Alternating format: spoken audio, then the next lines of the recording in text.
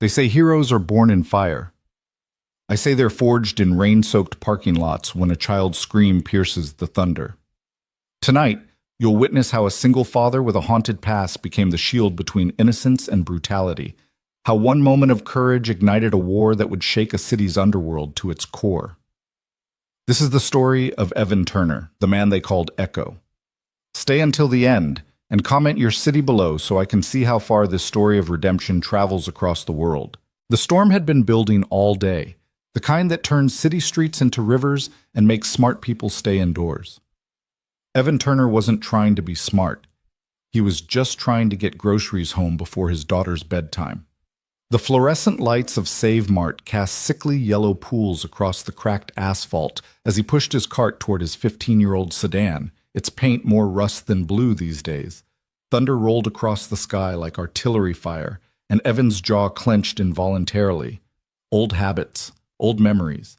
He forced his breathing to slow, counting the bags as he loaded them into the trunk. Milk, cereal, Sophie's favorite strawberry yogurt, the cheap kind, because that's what single fathers on a repairman's salary could afford. The rain intensified, fat drops that exploded on contact, soaking through his worn jacket within seconds. He was reaching for the last bag when he heard it, a sound that cut through the storm like a knife through silk. A child's scream, not the playful kind, not the tantrum kind. The kind that makes your blood run cold because every parent knows the difference. The kind that speaks of pure, primal terror.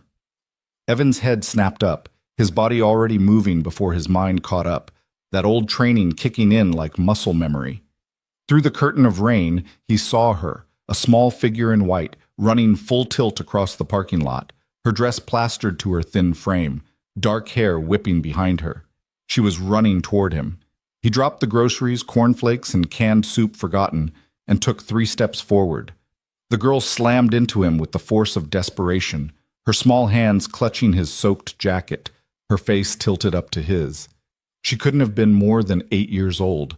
Her eyes were wide, pupils dilated with fear, tears mixing with rain on her cheeks. But it was the blood that made Evan's heart stop. Crimson streaks across her white dress, already diluting in the downpour but unmistakably red. "Please," her voice was raw, breaking on the word. "Please, you have to help. They're hurting my mom. They're going to kill her." Evan dropped to one knee, bringing himself to her eye level. His voice came out steady, calm. The voice he'd used a lifetime ago when calming hostages and victims. "Slow down! Where's your mother?" "The apartments." The girl pointed with a shaking hand toward the cluster of buildings 2 blocks east. 308. They have bats and one has a pipe, please. She's bleeding so much." Evan's eyes tracked to the blood on her dress, his mind automatically cataloging, assessing. Spatter patterns suggested proximity to impact. Not her blood.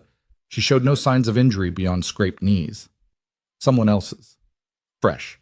Within the last 10 minutes based on the coagulation rate despite the rain. "What's your name?" he asked, his hands gently checking her for injuries, even as his eyes scanned the parking lot for threats. Lila Lane." She grabbed his wrist with surprising strength. "My mom told me to run, to find help. She said—" Her voice broke into a sob.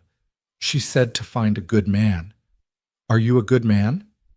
Something ancient and cold settled into Evan's chest. He thought of Sophie, safe at home with Mrs. Chen from 4B, probably watching cartoons and eating the cookies he'd told her to save for after dinner. He thought of what he'd do, what he'd want someone to do, if Sophie were in danger. He thought of Istanbul, of the promises he'd made, of the man he'd been before he became the man he was trying to be. "Yeah," he said quietly, standing and taking her hand. His grip was gentle but unbreakable. "Yeah, I'm a good man, and I'm going to help your mother. But I need you to do exactly what I say. Can you do that?" Lila nodded frantically, her small hand gripping his like a lifeline. Evan pulled out his phone with his free hand, dialing 911 as he started moving toward his car. The operator answered on the second ring. 911, what's your emergency?" "Assault in progress, 2247 Riverside Apartments, Unit 308. Multiple assailants, at least 1 victim down. I'm responding now." His voice was clipped, professional. "Sir, please don't approach." He hung up. They'd come, but not fast enough. They never did. He opened the passenger door of his sedan and lifted Lila inside. "Seatbelt, now." She complied with shaking hands as he rounded the car and slid behind the wheel. The engine coughed once, twice. "Come on, you piece of junk, not now." Then caught. He threw it into gear and accelerated out of the parking lot, tires hydroplaning slightly on the flooded asphalt. "How many men?" he asked, his voice still that supernatural calm. "Three. Maybe 4. I don't know. I ran when Mom told me to." Fresh tears tracked down her face. "I'm sorry. I should have stayed. I should have—" "You did exactly right." Evan cut her off, taking a turn too fast, the sedan's suspension protesting. "You got help. That's what she wanted. That's brave." "Who are you?" Lila asked, her voice small. Evan's hands tightened on the wheel. "Just a dad. Just a guy who fixes electronics." But that wasn't entirely true, and they both knew it. There was something in the way he moved, in the way he'd assessed her injuries in seconds, in the way he drove now, controlled, purposeful, like a man intimately familiar with violence. The apartment complex loomed ahead, a decrepit collection of 3-story buildings that the city had forgotten decades ago. Broken streetlights cast pools of shadow between flickering amber glows. Evan scanned automatically. 2 exits, multiple blind spots, fire escapes on the east side. He pulled up to the curb 50 feet from Building C and killed the engine. "Listen to me very carefully," he said, turning to Lila. His eyes were intense but not unkind. "You're going to stay in this car, doors locked, windows up. If anyone except me or a police officer approaches, you lay on the horn and don't stop, understand?" "But my mom—" "I'm going to get your mom, but I need to know you're safe first. Promise me." Lila's chin trembled, but she nodded. "Promise." "Good girl." Evan reached under his seat and pulled out a small canvas bag. From it, he extracted a compact first aid kit and a folding knife, pocketing both. His hand hesitated over something else in the bag, something metallic that caught the light, before he shook his head and left it. Not yet. Maybe never again. He stepped out into the rain, which had somehow intensified, coming down in sheets that reduced visibility to maybe 20 feet. Perfect cover. He moved toward Building C, his footsteps silent despite the puddles, his body shifting into a predatory crouch that would have shocked anyone who knew him as mild-mannered Evan the repairman. The man who'd served 6 years in Echo Division didn't walk like other men. He moved like smoke, like shadow, like violence waiting to be unleashed. Building C's entrance door hung off one hinge, a testament to the neighborhood's decay. The lobby smelled of mildew and desperation. Evan took the stairs 2 at a time, his breathing controlled, his mind already running scenarios. 3 to 4 assailants, at least 1 blunt weapon. Victim injured but alive as of 10 minutes ago. Hostage rescue protocol. Assess, isolate, neutralize. 3rd floor. The hallway stretched before him, doors bearing faded numbers. 302, 304, 306, 308. The door was ajar, and from within came the sounds that confirmed his worst fears. A woman's muffled scream. Male laughter. The meaty thud of impact against flesh. Evan's hand went to the knife in his pocket, then stopped. He forced himself to breathe, to think. Going in armed escalated everything. Made it harder to explain to the police afterward. Made it harder to claim self-defense. But the scream came again, weaker this time, and Evan stopped caring about explanations. He pushed the door open. The apartment was small, barely more than a studio. Trash and furniture lay scattered as if a tornado had swept through. And in the center of the chaos, a woman knelt on the floor, her arms raised protectively over her head. 3 men surrounded her like wolves circling wounded prey. The biggest one, easily 6'3" and 250, held a steel pipe that dripped with something dark. His face was flushed with exertion and excitement, the face of a man who enjoyed what he did. "No one walks away from Marcus Lane, what?" he roared, raising the pipe. "Your husband thinks he can divorce you, take his money, and leave? Thinks he can embarrass the Lane family?" The woman, and Evan's breath caught because even through the blood and bruises, he could see the bone structure, the designer clothes now torn and ruined, the bearing of someone who'd never expected to find herself on a floor like this, looked up with defiant eyes. Marcus is my ex-husband, she spat through split lips. He doesn't own me. We'll see about that. The pipe started its downward arc. Leave her. The words cut through the room like a blade through silk. All three men spun toward the doorway where Evan stood, rain dripping from his jacket, his face expressionless. The big man with the pipe, he seemed to be the leader, sneered. Who the hell are you? Her boyfriend? You got about 5 seconds to get lost before you end up bleeding next to her. Evan stepped into the apartment, closing the door behind him. The click of the latch seemed impossibly loud. I'm her daughter's friend, he said quietly, and you're going to step away from her, now. The second man, wiry and jittery like a meth user, laughed. You hear this guy? Friend of the daughter? He pulled a folding knife from his pocket, flicking it open. What are you going to do? Fix us? You look like a Best Buy reject.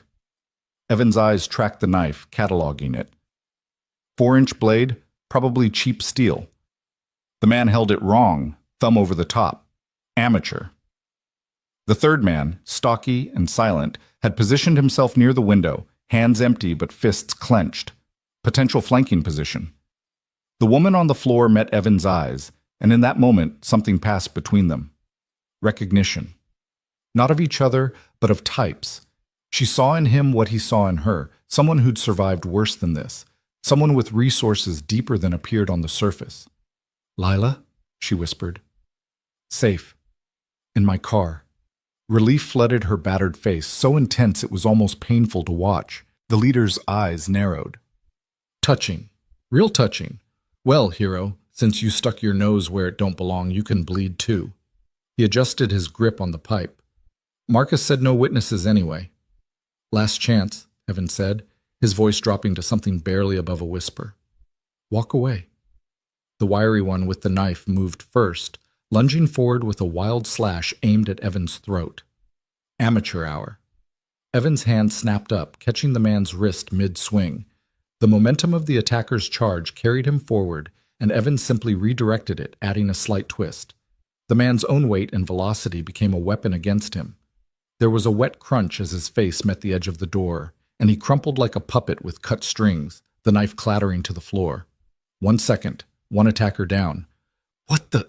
The stocky one started, moving forward. Evan was already there, inside his reach before the man could set his stance. Palm strike to the solar plexus, driving the air from his lungs. As the man doubled over, Evan's knee came up, connecting with his descending face. The stocky man went down hard, out before he hit the floor. 3 seconds, 2 down. The leader with the pipe had recovered from his shock, rage flooding his features. You son of a... He swung the pipe in a wide arc, putting all his considerable strength behind it. Evan ducked under it, the pipe whistling over his head close enough to feel the breeze. Before the leader could recover from the momentum of his swing, Evan stepped in, his elbow driving up under the man's chin. The leader's head snapped back and Evan smoothly swept his legs out from under him. The pipe hit the floor with a metallic clang, rolling to a stop at the woman's knees. The leader, credit to him, tried to get up, tried to fight back. But Evan was already standing over him, 1 foot on his chest, and something in Evan's eyes, something cold and ancient and utterly merciless, made the man freeze. Stay down, Evan said softly. The leader stayed down. 5 seconds, 3 attackers neutralized. Evan turned to the woman, who was staring at him with a mixture of shock, relief, and something else. Recognition of violence, recognition of what he must have been to move like that. Can you stand?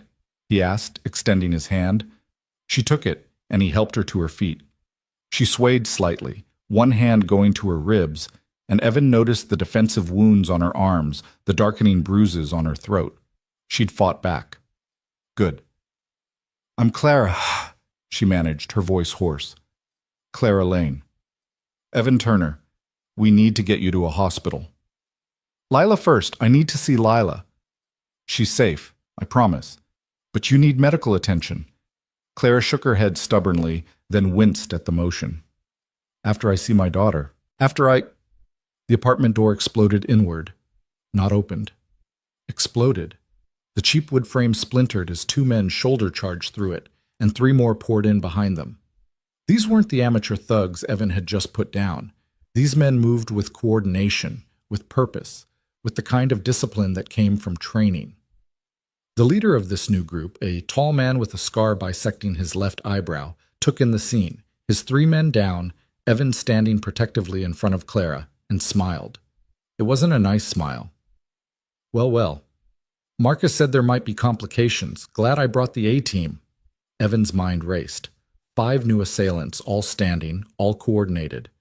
Clara injured behind him, no cover, no weapons except the dropped pipe and knife, too far away to reach without exposing his back. The door blocked. Window behind them, 3rd floor, no fire escape on this side. Bad odds. Very bad odds. Clara, Evan said quietly, not taking his eyes off the 5 men spreading out to surround them. Get behind me and stay low. Evan, there are 5 of them. I know, behind me. Now. She complied, her hand gripping the back of his jacket.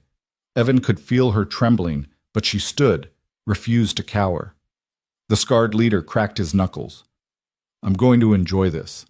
Marcus wants the woman alive, barely, but you? You're just a complication that needs erasing. He nodded to his men. Break him. They moved as one, a coordinated assault that confirmed Evan's assessment.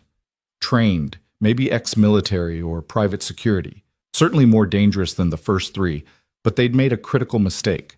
They'd assumed Evan was just some civilian who'd gotten lucky with 3 drunk thugs. They were very, very wrong. The first man came in with a textbook 1-2 combination, jab cross, professional boxing stance. Evan slipped both punches, his hands a blur as he trapped the extended arm, and used the man's own momentum to send him stumbling into his companion.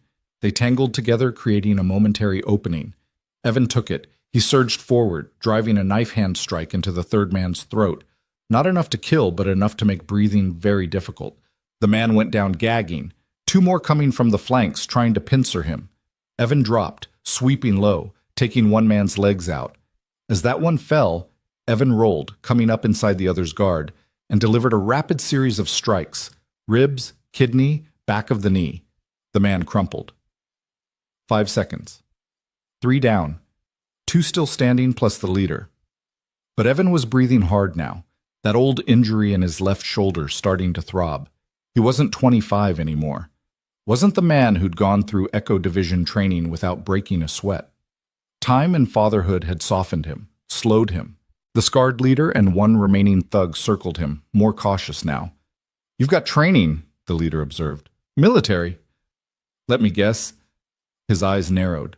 Those moves, that efficiency. Special operations?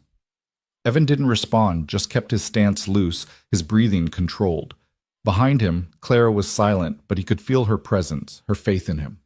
Can't let her down. Can't let Lila down. The remaining thug, impatient or stupid, lunged forward. Evan started to counter, but his shoulder chose that moment to spasm, the old shrapnel wound from Istanbul flaring. His response was a fraction of a second slow. A fraction was all it took. The thug's fist connected with Evan's jaw, snapping his head to the side. Stars exploded across his vision. Before he could recover, the scarred leader was there, driving a knee into his stomach. Air exploded from Evan's lungs. He went down on one knee, the world tilting. Evan!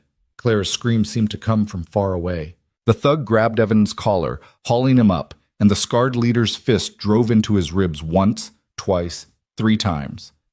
Evan tasted blood, felt something crack. This is it, a distant part of his mind observed clinically. This is how it ends, some second-rate thugs in a third-rate apartment. Not exactly how I imagined going out. He thought of Sophie. Who would pick her up from school?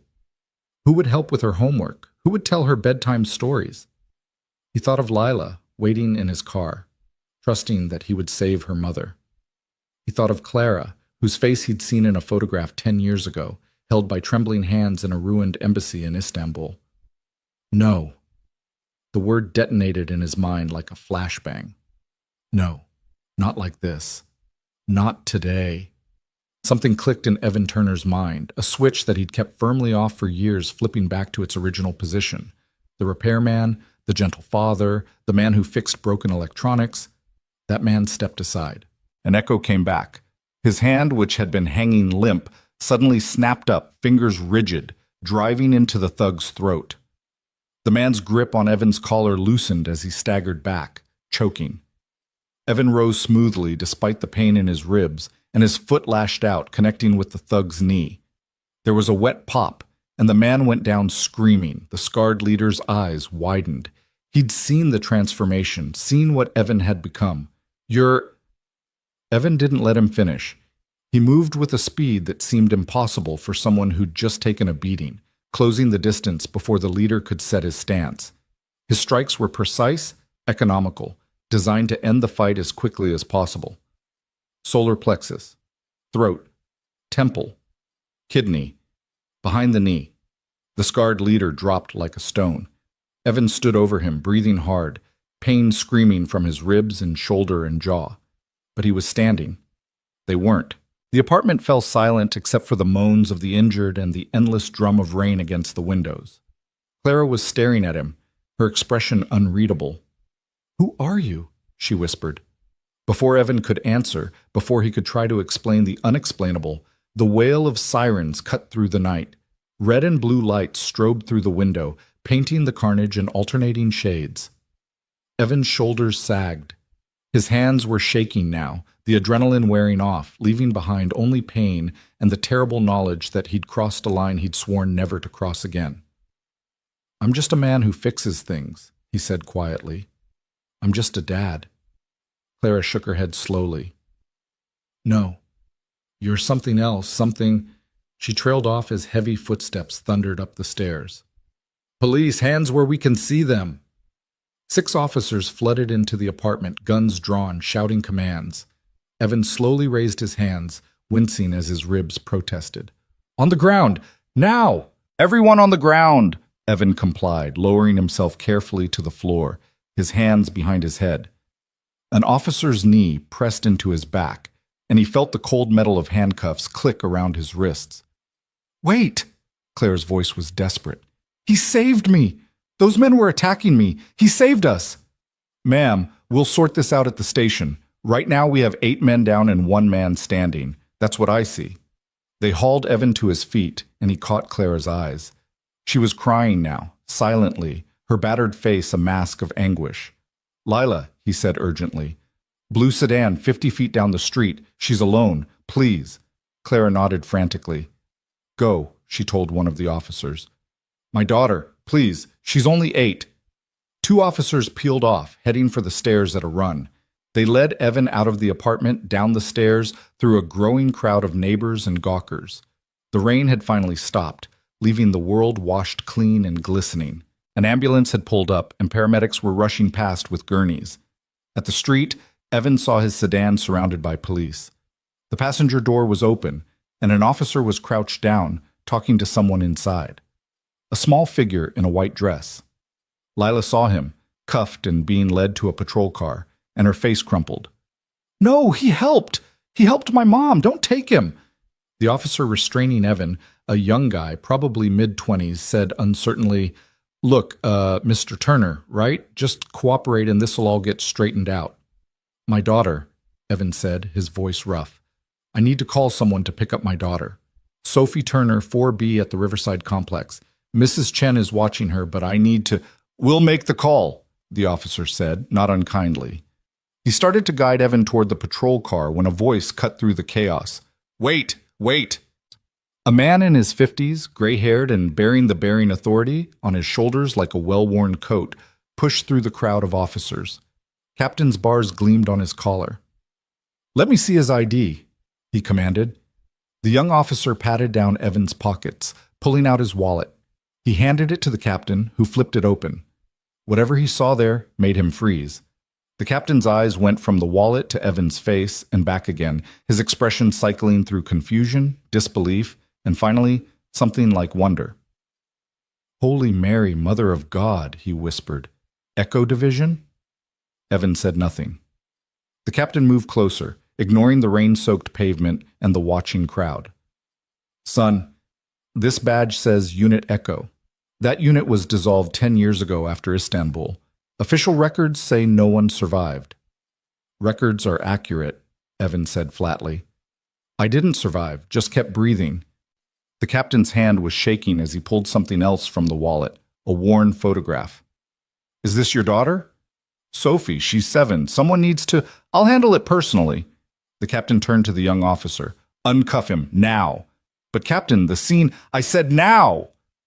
The bark of command had immediate effect. The cuffs came off, and Evan rubbed his wrists, feeling returning circulation. The captain lowered his voice so only Evan could hear. I was a lieutenant in the 75th Ranger Regiment. I know what Echo Division was. I know what men like you did. His eyes glistened. My son was one of the hostages in Istanbul, one of the kids from the embassy school. He came home because of you and your team. So whatever happened in that apartment, whatever you did, you saved that woman and her daughter, didn't you? Evan nodded slowly. Then there's no crime here. Self-defense, defense of others. Clean shoot, or clean fight in this case. The captain raised his voice. This man is not a suspect. He's a witness and a victim of assault. Treat him accordingly. The atmosphere shifted immediately. Officers who'd been viewing Evan as a perpetrator now saw him differently. One even offered an apologetic nod. Clara emerged from the building, supported by paramedics, a blanket draped over her shoulders. Her eyes found Evan, and despite her injuries, despite everything, she smiled. And then Evan saw something that made his heart stop. Lila had squirmed away from the officer and was running toward them, her small legs pumping. But behind her, at the edge of the crowd, a figure in a dark hoodie was moving, tracking her movement with predatory intent. Evan's mind processed it in an instant. Wrong body language, wrong focus, moving against the flow of the crowd. Threat. Lila, he shouted, lunging forward. The figure in the hoodie accelerated, hands reaching for the girl. Evan closed the distance in seconds that felt like hours, his injured body screaming protest. He reached Lila just as the figure did, scooping her up with one arm and spinning to put his body between her and the threat. The figure crashed into him, and Evan's free hand shot out, grabbing a fistful of hoodie. They went down in a tangle, Evan curling around Lila to protect her from impact. Officers swarmed them immediately, separating Evan from the figure. They yanked back the hood, revealing a wild-eyed man in his 30s, twitching and jerking. Marcus sent me, the man screamed. She's supposed to come with me. The kid's supposed to come with me. Clara's scream of rage was primal. Get away from my daughter. Get away. The captain was already there, and this time the cuffs clicked on someone who deserved them. Get him in a car, full security, and somebody find out who Marcus is. Marcus Lane, Clara spat, being held back by paramedics. My ex-husband. He hired these men. He's behind all of this. The captain's eyes hardened. Then Marcus Lane is about to have a very bad night. Evan slowly got to his feet, still holding Lila, who was clinging to him like a burr. Her mother rushed over, and there was a moment of beautiful chaos as Clara wrapped her arms around both of them, the three of them standing in the middle of a crime scene, holding each other like lifelines. Thank you, Clara whispered into Evan's shoulder. Thank you, thank you, thank you. Evan didn't know what to say. His training had taught him how to fight, how to protect, how to survive. It had never taught him how to accept gratitude. Mom! Lila's voice was muffled against Evan's chest. Mom, he's like a superhero. He saved you. Clara pulled back slightly, her eyes meeting Evan's. There was something in her gaze, recognition, curiosity, and something else he couldn't quite identify. Yes, she said softly. Yes, he did. The captain approached, his expression gentler now. Ms. Lane, we need to get you to a hospital. And Mr. Turner, you took some hits. You should get checked out too. My daughter is being picked up as we speak. I've got a unit heading to your apartment now. She'll be brought to the hospital. Don't worry. Evan nodded, suddenly aware of how much everything hurt. His ribs felt like they were on fire. His shoulder throbbed and his jaw was swelling. But Lila was safe. Clara was alive. That's what mattered. As they were being led to separate ambulances, Clara called out, Evan! He turned. I don't know who you really are, she said, her voice carrying over the chaos and rain and sirens. But I know my father was in Istanbul 10 years ago. I know he almost died there. And I know he said a soldier saved his life. A soldier with kind eyes and a gentle voice who told him to hang on, to think of his daughter because his daughter needed him. Evan's breath caught. My father showed me a photo of his family, before he left for that posting. I was 16, full of anger and rebellion and teenage certainty that the world owed me something. Clara's voice broke. He came back changed, quieter, kinder. He died 3 years ago, but before he did, he told me about that soldier. He said the man introduced himself only as Echo. The captain's head whipped toward Evan. You were at the embassy? You were one of the team that... Evan closed his eyes. Different life. Different man. The hell it was, the captain breathed. The Istanbul embassy siege, 43 hostages, including 12 kids. Every tactical team said it was impossible, said we'd be lucky to save 10%. You and your team saved 41. We lost 2, Evan said flatly. You saved 41, the captain repeated, including my son, including Clara's father. Clara was crying openly now, but she was smiling too. He never forgot you. None of them did. Evan felt something crack inside his chest, something that had been frozen since Istanbul.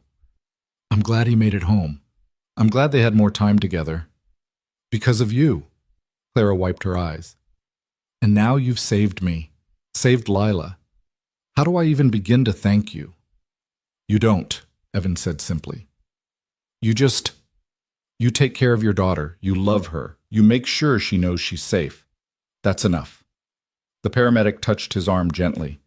Sir, we really need to get you to the hospital. Evan nodded, turning to go. But Lila's voice stopped him. Will I see you again? He looked back at the little girl, this brave, terrified, perfect little girl who'd run into a storm to find help for her mother. I don't know, Lila. I hope so, she said, because you're my hero. And heroes always come back, right? Evan's throat tightened.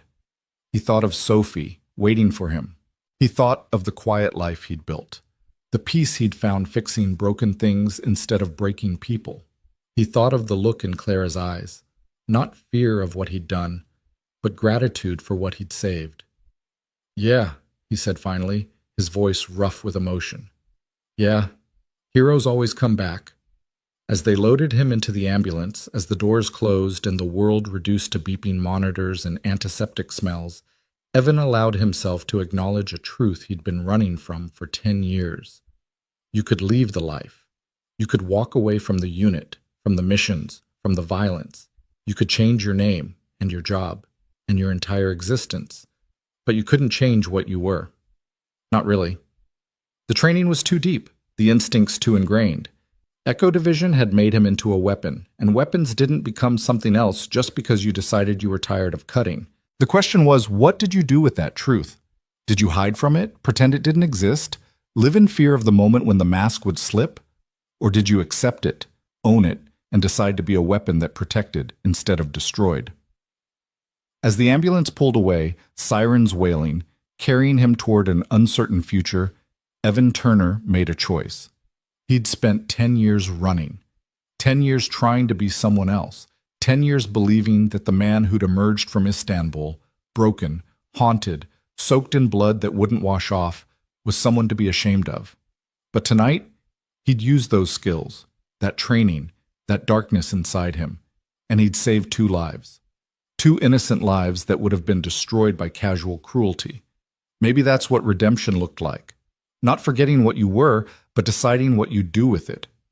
The paramedic was saying something, checking his vitals, but Evan's mind was elsewhere. He was thinking about the look in Lila's eyes when she'd called him a hero, about the way Clara had recognized him, not as a monster, but as the man who'd saved her father.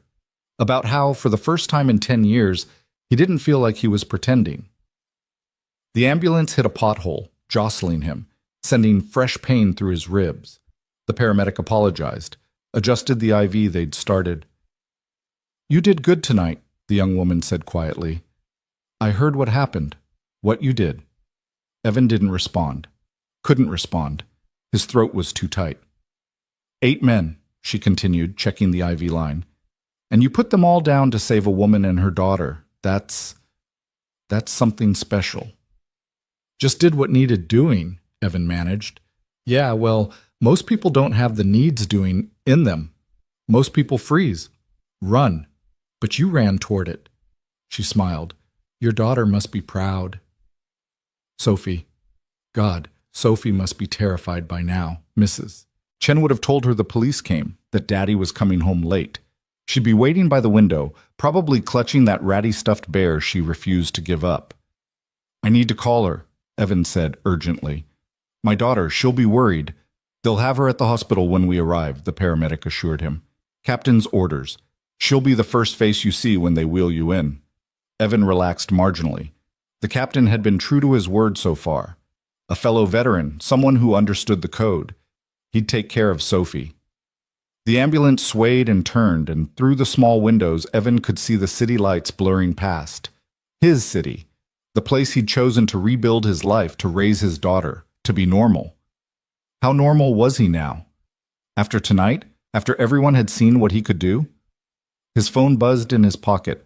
Somehow it had survived the fight. The paramedic fished it out for him, and he saw the screen light up with a text from an unknown number.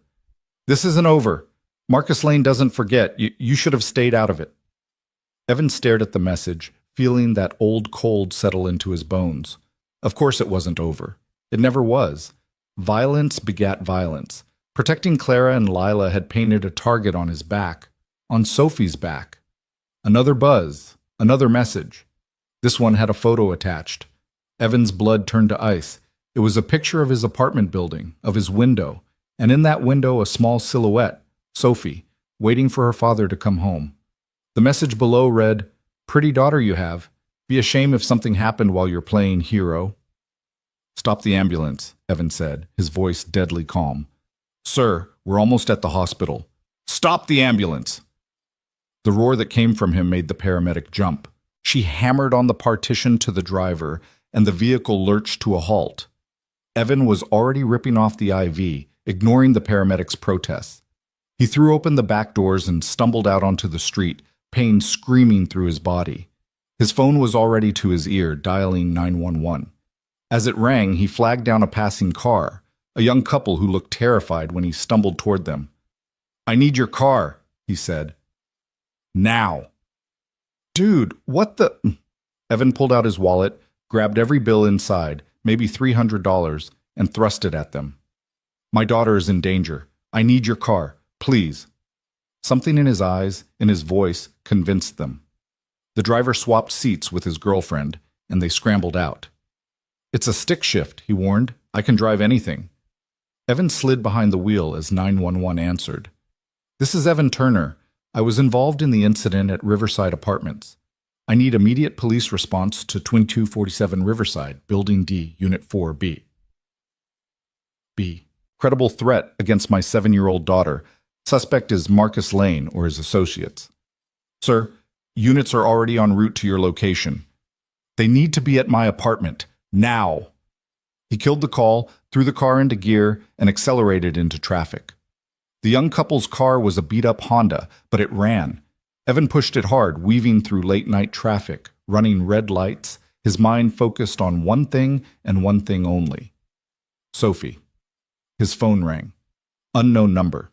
He answered anyway, putting it on speaker as he took a turn too fast, tires squealing. "Mr. Turner." A smooth, cultured voice, a voice used to being obeyed. "This is Marcus Lane.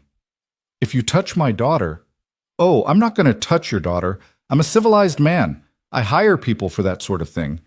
The smile was audible in his voice.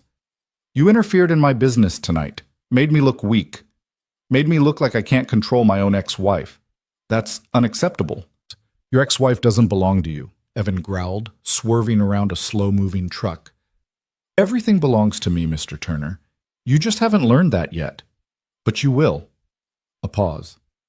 "Tell me, how does it feel, knowing that while you were playing White Knight for Clara, your own daughter was vulnerable? Does it feel like a mistake yet?" Evan's hands tightened on the wheel until his knuckles went white. "Whatever you want from Clara, take it up with her. Leave the kids out of it." "But that's where you're wrong. The kids are leverage. They're how you make people understand who's in charge." Marcus's voice hardened. "So here's how this works. You back off. You disappear. You forget everything that happened tonight. If I so much as catch a whisper of you being near Clara or Lila again, your daughter pays the price. Am I clear?" "Crystal." Evan's voice was flat, emotionless. And here's how this actually works. If anything happens to my daughter, if she gets a scratch, if she has a bad dream, if she's scared for even 1 second because of you, I will find you, and I will show you exactly what Echo Division trained me to do to men who threaten children. Silence on the other end.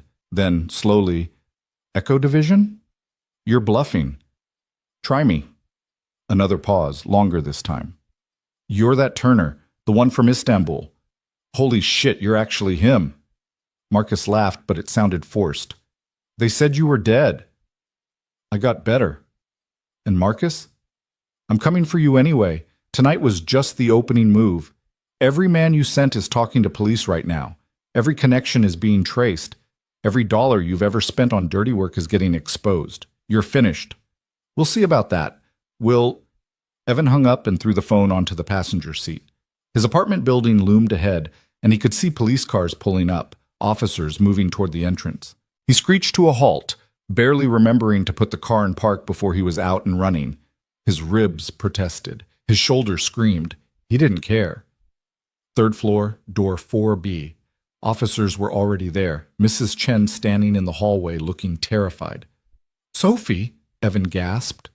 Mrs. Chen pointed inside. She's okay, she's okay. She's in her room. There were men, Mr. Turner, men in the stairwell, but they ran when the police came. Evan pushed past her, through his apartment door, down the short hallway to Sophie's room. She was sitting on her bed, clutching her bear, eyes wide but dry. When she saw him, she launched herself across the room. Daddy! He caught her, gathered her up despite the pain, held her so tight he was probably hurting her but couldn't make himself let go. I'm here, baby. I'm here. You're safe. You're safe. Mrs. Chen said there were bad men, that you were helping someone, that you got hurt. Sophie pulled back to look at his face, at the swelling jaw and the blood on his shirt. Daddy, what happened? What could he tell her? How could he explain? I helped someone tonight, he said finally. A little girl and her mom. They were in trouble and I helped them. Like a superhero? Despite everything, Evan smiled. Yeah, like a superhero. I knew it, Sophie said seriously. I always knew you were special. The other kids' dads can't fix anything like you can. And you know everything, and you always make me feel safe. She touched his face gently. You're my superhero, Daddy. Evan felt tears sting his eyes. You're my everything, Sophie. Nothing is more important to me than you. Nothing. I know. She hugged him again. That's why you're the best daddy ever. A police officer appeared in the doorway. Mr. Turner, Captain wants to speak with you. We've swept the building, posted guards. You're secure for now. For now. Those two words hung in the air like a threat. For now wasn't good enough. Not when Marcus Lane was out there, making threats, sending men to his home. Evan settled Sophie back on her bed. I need to talk to the police for a minute. Mrs. Chen will stay with you, okay? Okay, but Daddy, come back soon. Always. In the living room, the captain was waiting along with another officer and a woman in a dark suit, FBI, Evan guessed by the bearing. Mr. Turner, the captain said, this is Special Agent Morrison. She has some questions. Marcus Lane called me, Evan said without preamble. Threatened my daughter, told me to back off from Clara Lane or he'd hurt Sophie. I have the call recorded on my phone if you need it. Agent Morrison's eyes sharpened. We'll need that phone. Mr. Turner, how much do you know about Marcus Lane? Nothing. Until tonight, I'd never heard of him. He's a person of interest in multiple federal investigations, Morrison said. Money laundering, racketeering, suspected connections to organized crime, but he's been untouchable. Rich, connected, lawyers who can make evidence disappear. His ex-wife Clara was our best shot at getting information, but she's been too scared to testify. After tonight, that might change, Evan said. After tonight, Marcus Lane is going to go to ground. He's going to insulate himself with lawyers and bodyguards and alibi witnesses. By morning, he'll have explanations for everything. The men who attacked Clara were acting on their own. He knew nothing about it. He's shocked and appalled. Morrison shook her head. We've seen this pattern before. He's very good at staying clean. Then you need to move fast, Evan said. The men you arrested tonight know who hired them. Make them roll on Marcus before he can get to them. Already working on it.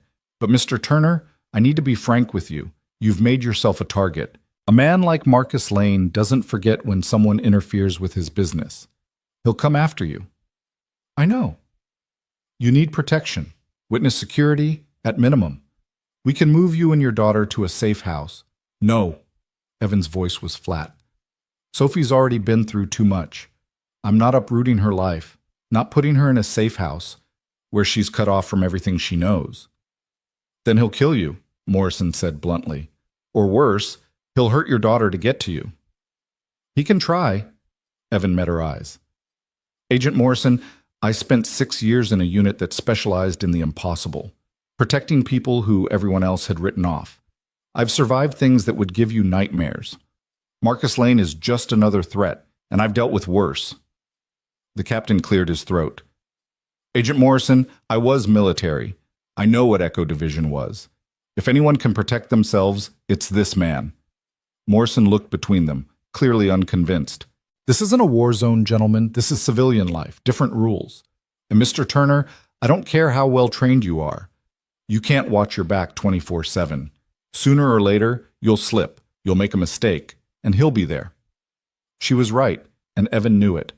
But what choice did he have? Run? Hide? Spend the rest of his life looking over his shoulder? No. He'd done that for 10 years, and it hadn't worked. Running from his past hadn't made it go away. It had just postponed the reckoning. I appreciate the concern, Evan said, but Sophie and I are staying. Postcards if you want. I'll take any reasonable precautions, but we're not running. Morrison sighed. Your funeral. Just make sure your daughter doesn't end up as collateral damage to your pride. Evan's eyes went cold. My daughter is the only thing in this world I care about. Everything I do to protect her. Remember that. Morrison held his gaze for a moment, then nodded. Fair enough. But Mr. Turner? Call us when... Not if when Marcus makes his move. Don't try to handle this alone. I'll keep that in mind. After they left, after the guards were posted, and Mrs. Chen had gone home, and Sophie had finally fallen asleep clutching her bear, Evan sat in his darkened living room staring at nothing. His phone buzzed. A text from Clara. Are you okay? The police told me about the threats. I'm so sorry. This is my fault. Evan typed back, You shit, not your fault. Marcus made his choices. How are you and Lila? Bruised but alive, thanks to you. They're keeping me overnight for observation. Lila won't let go of my hand. Good. Don't let her. Evan, what you did tonight, what you are. I need to understand. Evan stared at the message for a long moment, then typed, I'm just a man who was very good at something very bad. Spent 10 years trying to be someone else. Tonight showed me that was a mistake. You can't run from what you are. You can only decide what you do with it. And what are you going to do with it? Evan looked towards Sophie's room where his daughter slept, innocent and trusting and vulnerable. Whatever it takes to keep the people I love safe. Then I think we should talk, because I have a feeling Marcus isn't going to stop, and I have resources, information, things that might help. Tomorrow. Rest tonight. We'll figure it out. Evan, thank you for everything. For my father, all those years ago. For me and Lila tonight. For being the kind of man who runs toward danger instead of away from it. Get some sleep, Clara. He set the phone aside and closed his eyes, listening to the quiet sounds of his apartment, the hum of the refrigerator, the whisper of Sophie's breathing from her room, the muted voices of the guards outside his door. Somewhere out there, Marcus Lane was planning, plotting, gathering his resources for the next attack. But Evan wasn't afraid. For the first time in 10 years, he felt ready. Like pieces of a puzzle had finally clicked into place. He'd spent a decade hiding from Echo, from the violence and the skills and the darkness. But tonight had shown him the truth. Echo wasn't something to hide from. It was a tool, a weapon, and weapons weren't inherently good or evil. They just were. What mattered was who wielded them, and why. Evan Turner had been a weapon designed to protect the innocent and destroy the guilty. 10 years ago, when everything had gone wrong in Istanbul, he'd decided that made him a monster. Tonight, he'd learned he'd been wrong. He wasn't a monster. He was a guardian. And guardians didn't run. They didn't hide. They stood their ground and protected what mattered. Sophie mattered. Clara and Lila mattered. Every person Marcus Lane wanted to hurt mattered. And Evan was done running. Tomorrow would bring new challenges. Marcus would regroup, come at them from a different angle. There would be lawyers and threats, and perhaps more violence. The road ahead was dark and dangerous. But Evan wasn't walking it alone anymore. Clara had resources. The captain had his respect and backing. Agent Morrison, despite her skepticism, had the weight of federal law enforcement behind her. And Evan had something Marcus Lane couldn't buy or steal or corrupt. The absolute, unwavering certainty that some things were worth fighting for, worth dying for if necessary. His daughter sleeping in the next room. The little girl who'd run to him in the rain. Her mother who'd recognized him from a photograph and a story told by a grateful father. They were worth it. Worth everything. Evan opened his eyes and rose from the couch, moving to Sophie's doorway. She was sprawled across her bed, one arm thrown over her bare, her face peaceful in sleep. "I'm not going to let anything happen to you," he whispered. "Whatever it takes, sweetheart. Whatever it costs. You're safe. That's a promise." Sophie stirred slightly, mumbling something about pancakes, and Evan smiled despite everything. Tomorrow, he'd make her pancakes. Tomorrow, they'd figure out the next steps. Tomorrow, they'd start building whatever came after tonight. But tonight, right now, his daughter was safe and sleeping, and a little girl named Lila was holding her mother's hand in a hospital room, and both of them were alive because Evan Turner had stopped running from who he was. That was enough. That was everything. Outside, the rain had finally stopped, leaving the city washed clean and glistening. Somewhere out there, Marcus Lane was planning his next move, convinced that money and power and ruthlessness would be enough. He was about to learn the hard way that some men can't be bought, can't be intimidated, and can't be stopped. Some men are guardians, forged in fire and blood, and impossible choices. And once a guardian decides to protect something, hell itself can't make him back down. Evan closed Sophie's door softly and returned to the living room, his mind already working through scenarios, possibilities, threats. The tactical part of his brain, the part he'd tried so hard to suppress, was fully awake now, and it whispered of things that needed to be done, preparations that needed to be made. But that was tomorrow's work. Tonight, he just stood guard, like he'd been trained to do, like he'd always done, even when he didn't want to admit it. The guardian was back, and God help anyone who threatened his family now. Dawn broke over the city like a wound, all purple bruises and blood-orange streaks across a sky that promised nothing good. Evan hadn't slept. He'd spent the night in the chair by Sophie's door, listening to her breathe, his mind running through scenarios like a computer processing threat assessments. Every creak of the building made his muscles tense. Every footstep in the hallway outside brought his hand to the knife he'd retrieved from his go bag. The bag he'd kept packed for 10 years, telling himself it was just paranoia, knowing deep down it was preparation. The guards had changed shift at 4 a.m., quiet voices and radio chatter filtering through the door, professional, alert. But Evan knew from experience that alertness faded. Humans weren't designed for sustained vigilance. Give it another day, maybe two, and they'd start relaxing. Start assuming the threat had passed. Marcus Lane was counting on that. Sophie stirred around 6:30, her internal alarm clock more reliable than any device. Evan was in the kitchen when she patted out, still in her pajamas, bare tucked under one arm. "Morning, Daddy." She climbed onto her usual stool at the counter, eyeing him carefully. "You didn't sleep." "How do you know?" "You're wearing the same clothes, and you have that look." She tilted her head, studying him with an intensity that always surprised him. 7 years old, and she could read him like a book. The look you get when you're worried but trying not to show it. Evan cracked eggs into a bowl, whisking them more vigorously than necessary. Just wanted to make sure everything was safe. Those police officers outside, they're going to be around for a few days, just a precaution. Because of the bad men who wanted to hurt that lady and her daughter? Yeah, because of that. Sophie was quiet for a moment, swinging her legs. "Are we in danger?" Evan paused, the whisk suspended over the bowl. He'd promised himself when Sophie was born that he'd never lie to her. Not about the big things. Kids could handle truth better than adults gave them credit for, and lies just made the fear worse when reality inevitably crashed through.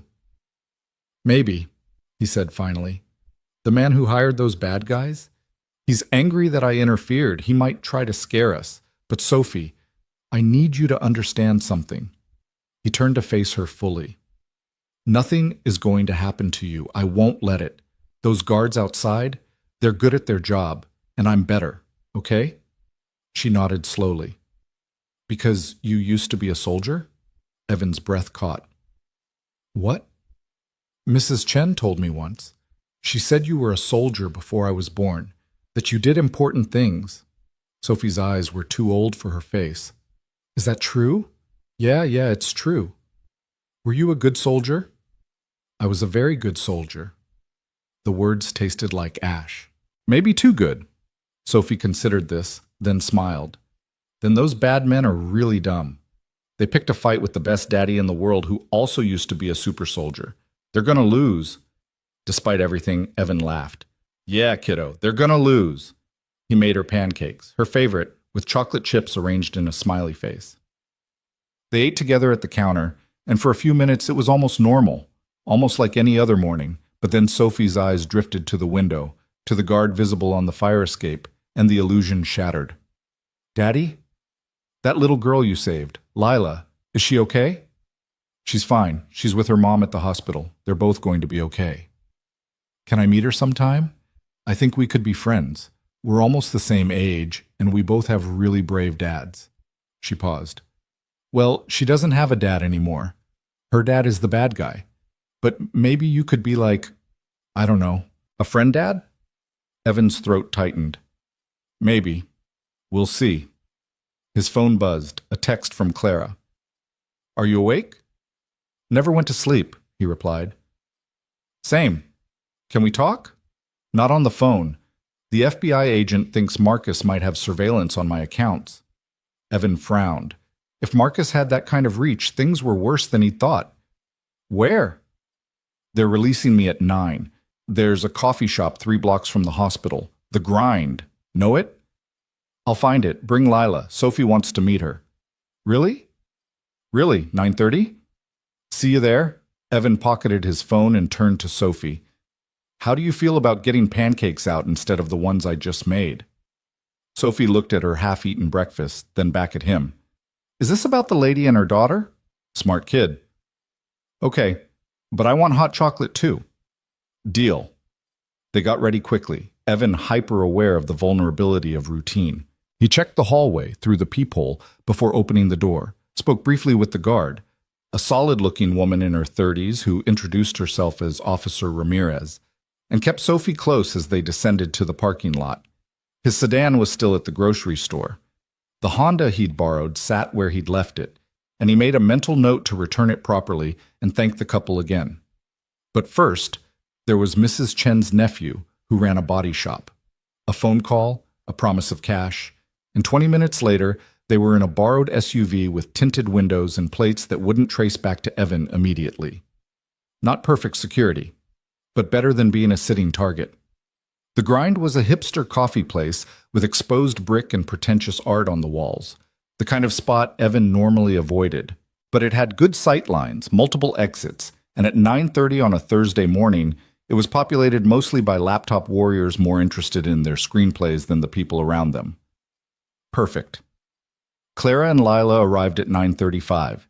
Evan spotted them through the window before they entered, Clara walking stiffly, one arm wrapped protectively around her ribs, Lila glued to her side. Both wore oversized sunglasses despite the overcast day, hiding the worst of their bruises. The bell chimed as they entered. Lila saw Sophie first, and her face lit up with something like recognition, like seeing a fellow survivor of some terrible shipwreck. Hi, she said shyly, approaching their corner booth. You're his daughter? I'm Sophie. You're Lila? Yeah.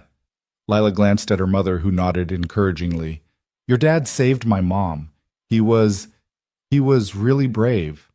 Sophie beamed. I know. He's the best. Clara slid into the booth across from Evan, wincing at the movement.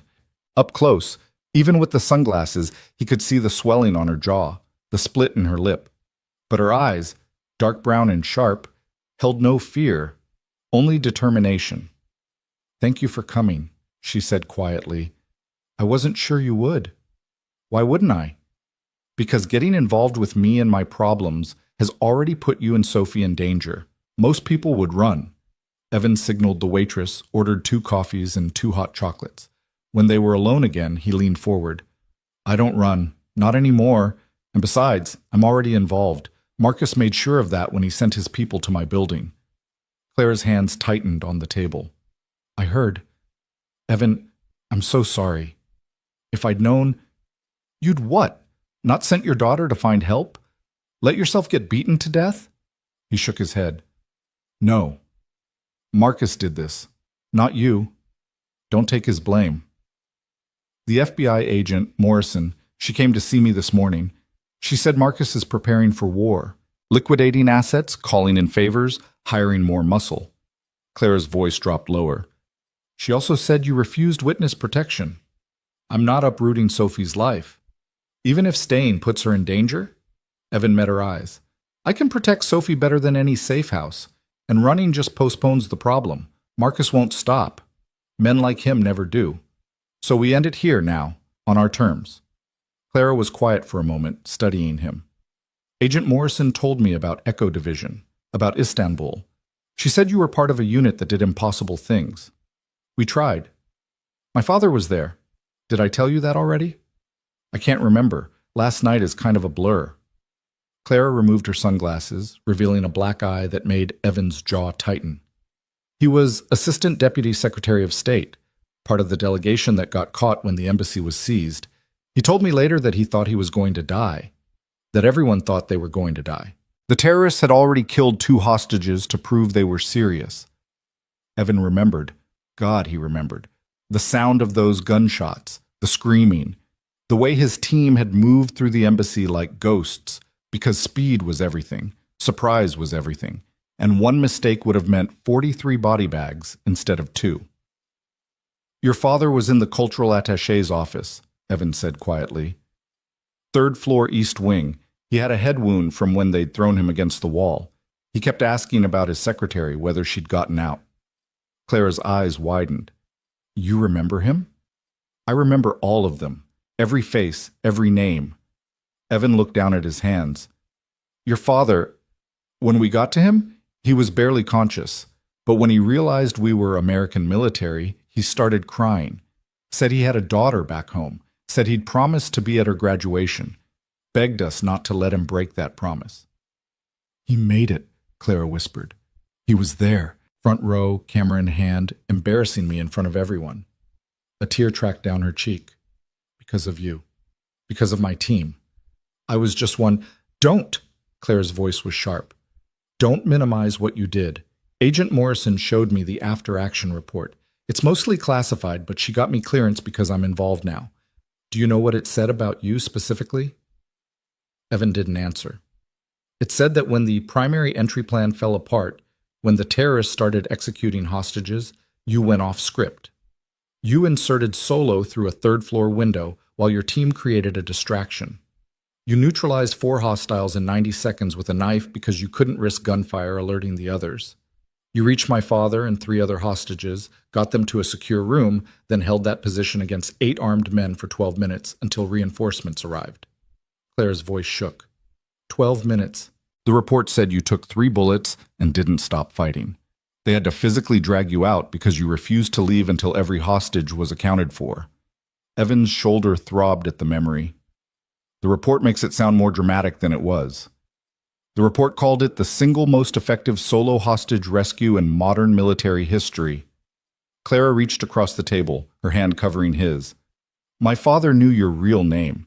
He tried to find you afterward, to thank you properly, but they told him you'd died, that the unit had been dissolved and all records sealed. He died believing you were gone. I was gone. The man who did those things, I left him in Istanbul. Did you? Clara's grip tightened. Because last night, when those men were going to kill me, when Lila was in danger, who showed up? The electronics repairman or the soldier? Evan pulled his hand back gently. It doesn't matter. What matters is stopping Marcus before he hurts anyone else. That's what I wanted to talk to you about. Clara glanced toward the kids who were engrossed in their hot chocolates and a coloring book the waitress had provided. Agent Morrison says they don't have enough evidence to arrest Marcus. The men you put down last night? Their lawyers showed up before dawn. 3 are already out on bail, and the other 5 aren't talking. Marcus has alibis for yesterday evening, witnesses who'll swear he was at his club, nowhere near my apartment. Of course he does. Morrison says the FBI has been building a case for 2 years. RICO charges, money laundering, ties to organized crime, but Marcus is careful. Everything goes through intermediaries. Nothing traces directly to him. They need someone on the inside to testify. Clara's eyes locked on his. They need me. Evan's instinct screamed warning. You testify against Marcus, you're painting a target on your back that never goes away. The target's already there. At least this way I'm fighting back instead of hiding. Clara pulled a folder from her bag, sliding it across the table. I was married to Marcus for 6 years. I know things. Names, transactions, meetings I sat in on because he thought I was too dumb or too scared to understand what I was hearing. I kept records, copies of documents, recordings of phone calls. Evan opened the folder. Inside were bank statements, photographs, what looked like shipping manifests. This is enough to put him away for 20 years, according to Morrison, but only if I survive long enough to testify. The trial wouldn't start for months, and Marcus won't wait that long. So you need protection. I need more than protection. I need someone who can think like Marcus, who can anticipate his moves before he makes them. Someone with the skills to keep me and Lila alive when he sends people to silence us. Clara's voice was steady, but Evan could hear the fear underneath. Agent Morrison is good at her job, but she's not you. She doesn't have your training, your experience. She's never faced someone truly determined to kill. And you think I have? I know you have.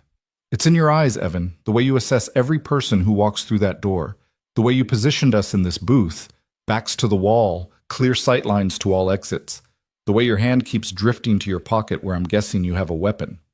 Clara's smile was sad. You've been to war. You've survived impossible odds, and right now that's exactly what I need.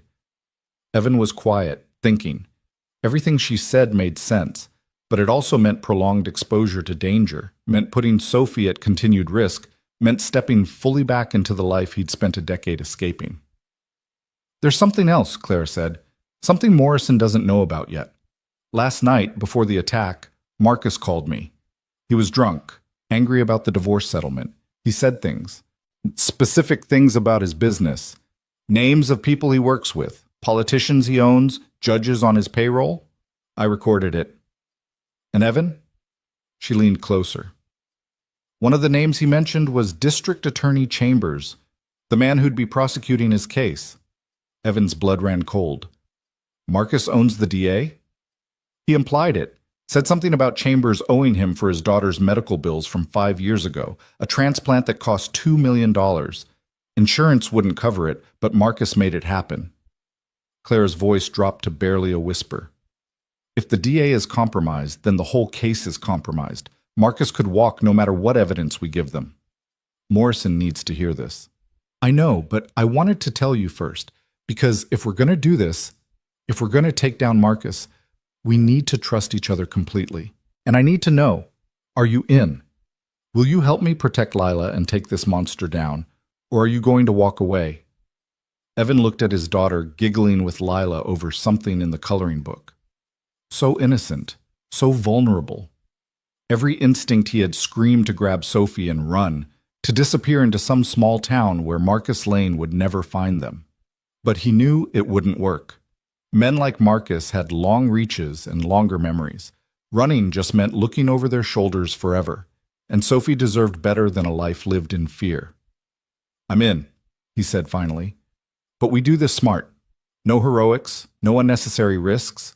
We gather evidence, we coordinate with Morrison, and we build an airtight case that even a compromised DA can't ignore. Agreed?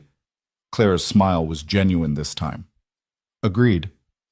And Clara, when this is over, when Marcus is behind bars and your life goes back to normal, we're done. I help you because it's the right thing to do, because I owe your father, because those kids deserve to be safe. But I'm not looking to become part of your world. I'm not looking for anything except to go back to being a dad who fixes broken electronics. Clear? Something flickered in Clara's eyes. Disappointment, maybe, or understanding. Clear. The bell over the door chimed. Evan's head snapped up, his body already tensing, ready to move. But it was just a businessman on his phone, oblivious to the tension in the corner booth. Clara noticed his reaction. You're always like this? Always watching? Since Istanbul, it's exhausting. I can't imagine. She gathered up the folder, tucking it back in her bag. So what's our first move? We get this information to Morrison. We tell her about the DA, then we set up secure locations for you and Lila, somewhere Marcus doesn't know about. My apartment isn't safe long term, and neither is yours. I have a beach house, 2 hours north under an LLC Marcus doesn't know about. I bought it after we separated, kept it completely off his radar. Security system, gated community, only one access road. Evan considered it. Isolated. That's good and bad. Good because it limits approaches. Bad because if they do find you, you're trapped. So we make sure they don't find us. We'll need supplies, cash, prepaid phones, medical kit, non-perishable food. I've got most of it already, but we'll need to scale up for 4 people. Evan's mind was already moving, planning, falling back into the patterns Echo Division had drilled into him. How soon can you access the beach house? Today, if needed. The keys are in a safety deposit box downtown. Then here's what we do. You and Lila go back to the hospital, act like you're staying another night for observation. I'll coordinate with Morrison, get the FBI read in on the DA situation. Tonight, around midnight, when the shift changes and people are tired, we move you to the beach house. No fanfare, no announcements, just disappear. And what about you and Sophie? We'll join you. Having all of us in one location makes security simpler. Evan paused. But Clara, you need to understand what this means. Once we go to ground, we stay there. No trips out for forgotten items. No phone calls to friends. No social media. We become ghosts until this is over. Can you do that? Clara looked at Lila, who was showing Sophie how to draw a butterfly. For her? I can do anything. Good. Give me your phone. She handed it over and Evan pulled up the settings, checking for tracking software. Clean, but that doesn't mean much. Marcus has resources. From now on, we assume anything digital is compromised. Use the phone I'm about to give you for any sensitive communication. He produced a burner phone from his jacket. Programmed with my number and Morrison's. Nothing else. When we leave here, your regular phone stays on. Keep it with you. Act normal. Let Marcus think he knows where you are. Won't that lead him right to us? Eventually. But by then, we'll be somewhere he can't track. Evan allowed himself a small smile. There are things Echo Division taught me that even the FBI doesn't know about. Tricks for disappearing when people with unlimited resources are looking for you. Clara pocketed the burner phone. You know, when Lila ran to you in that parking lot, I don't think she realized she was finding the one person in the city who could actually save us. Luck. I don't believe in luck. I believe in fate. Clara stood, adjusting her sunglasses. And I believe that my father, wherever he is, somehow guided Lila to you. Because who else could have stopped what happened last night? Who else would have? Evan didn't have an answer for that. He watched as Clara collected Lila, as the girls hugged goodbye with promises to see each other soon. Sophie looked up at him with those 2 knowing eyes.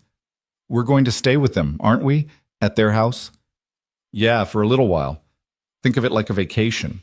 Some vacation, with armed guards and bad guys looking for us. But Sophie didn't sound scared. She sounded excited. It's like an adventure, like the stories you tell me before bed. This isn't a story, Soph. It's dangerous. I know. She took his hand. But we're together, and nothing bad happens when we're together, right? Evan squeezed her hand, wishing he could promise that. Wishing he could guarantee that his skills, his training, his willingness to do whatever it took would be enough. But he'd learned in Istanbul that sometimes, no matter how good you were, people died anyway.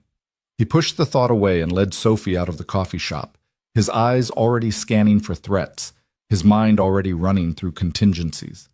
This was going to get worse before it got better. Marcus Lane wasn't going to roll over. He was going to fight back with everything he had. And when he did, Evan would be ready. The drive back to his apartment took 20 minutes through late morning traffic. Officer Ramirez was still on duty, now joined by a male officer who introduced himself as Chen. No relation to Mrs. Chen from 4B, he clarified with a slight smile.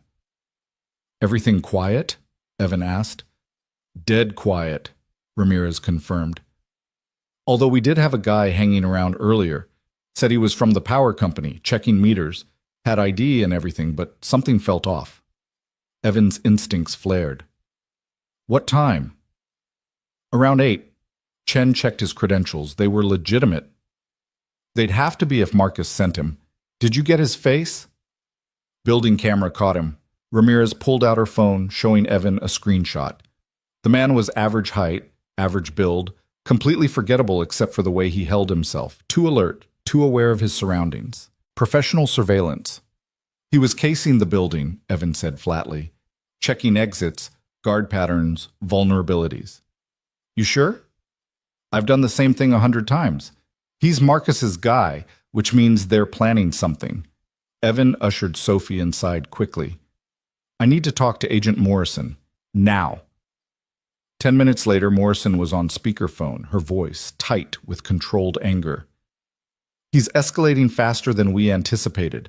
I've got teams on Marcus, but he's been stationary all morning, playing golf at his country club for Christ's sake. While his people scout targets, Evan finished. Classic compartmentalization. He's got plausible deniability while his assets do the dirty work. I don't suppose you'd reconsider witness protection? Not a chance, but I've got a better idea. Clara has a property Marcus doesn't know about. We move everyone there tonight. Let Marcus waste resources watching empty locations. Morrison was quiet for a moment. You're talking about going dark. No official protection, no backup if things go sideways. I'm talking about controlling the battlefield instead of letting Marcus choose it. You can keep teams on his known addresses, maintain the appearance of surveillance, but the real target, Clara and her testimony, will be somewhere safe.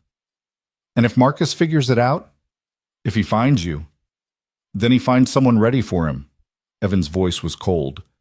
Your way, Morrison. Clara's a sitting duck with a security blanket that might not be thick enough.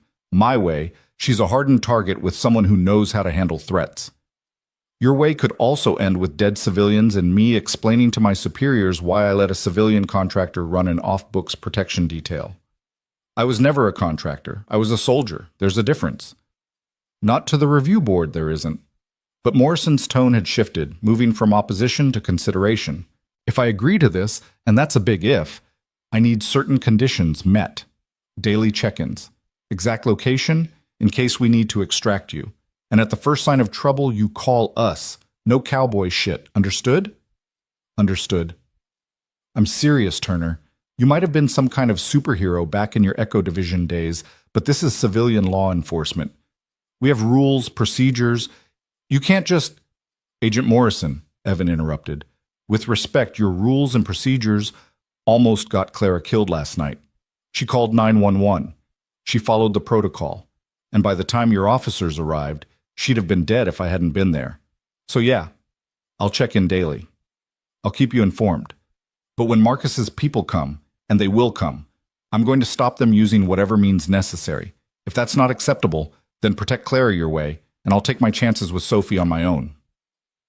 Silence stretched across the line. Finally, Morrison sighed. I could lose my job for this. But Clara and Lila will be alive. Seems like a fair trade. Where's this beach house? I'll text you the coordinates after we're secure. Not before. Jesus Christ, you really don't trust anyone, do you?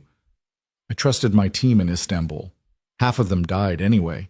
So no, Agent Morrison, I don't trust easily anymore. Another pause. Fine. We do this your way.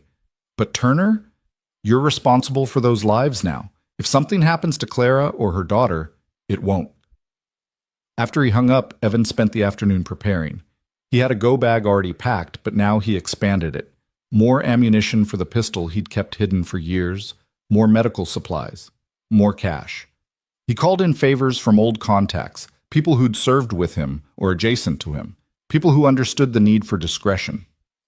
A new vehicle was delivered at 5 p.m., a nondescript panel van with commercial plates and a false compartment in the floor.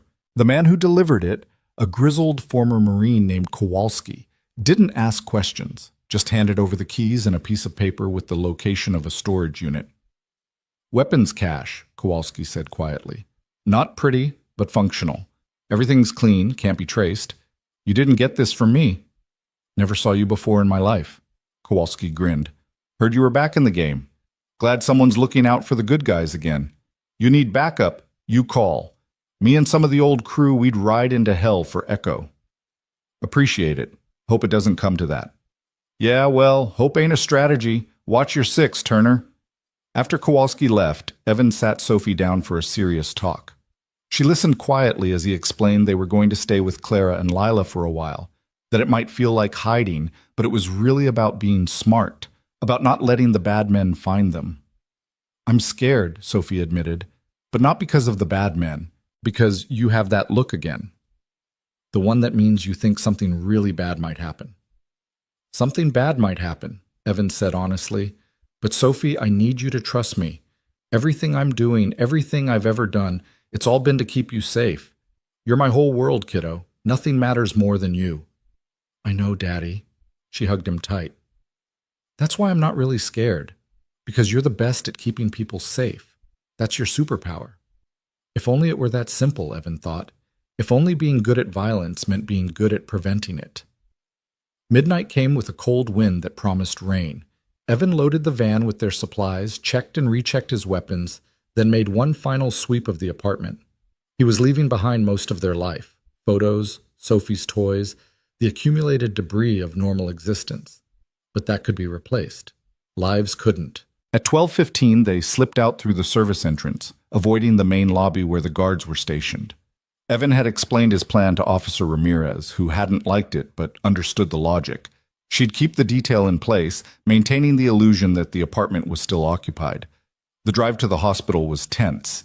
Every set of headlights potentially hostile, every vehicle that followed them for more than 2 blocks a threat. But they arrived without incident. Clara and Lila were waiting in the service bay, both wearing dark clothes, looking like refugees from their own lives. Loading them into the van took less than 2 minutes. Evan had already disabled the hospital's external cameras with a discreet signal jammer, another Echo Division trick that Morrison definitely wouldn't approve of if she knew.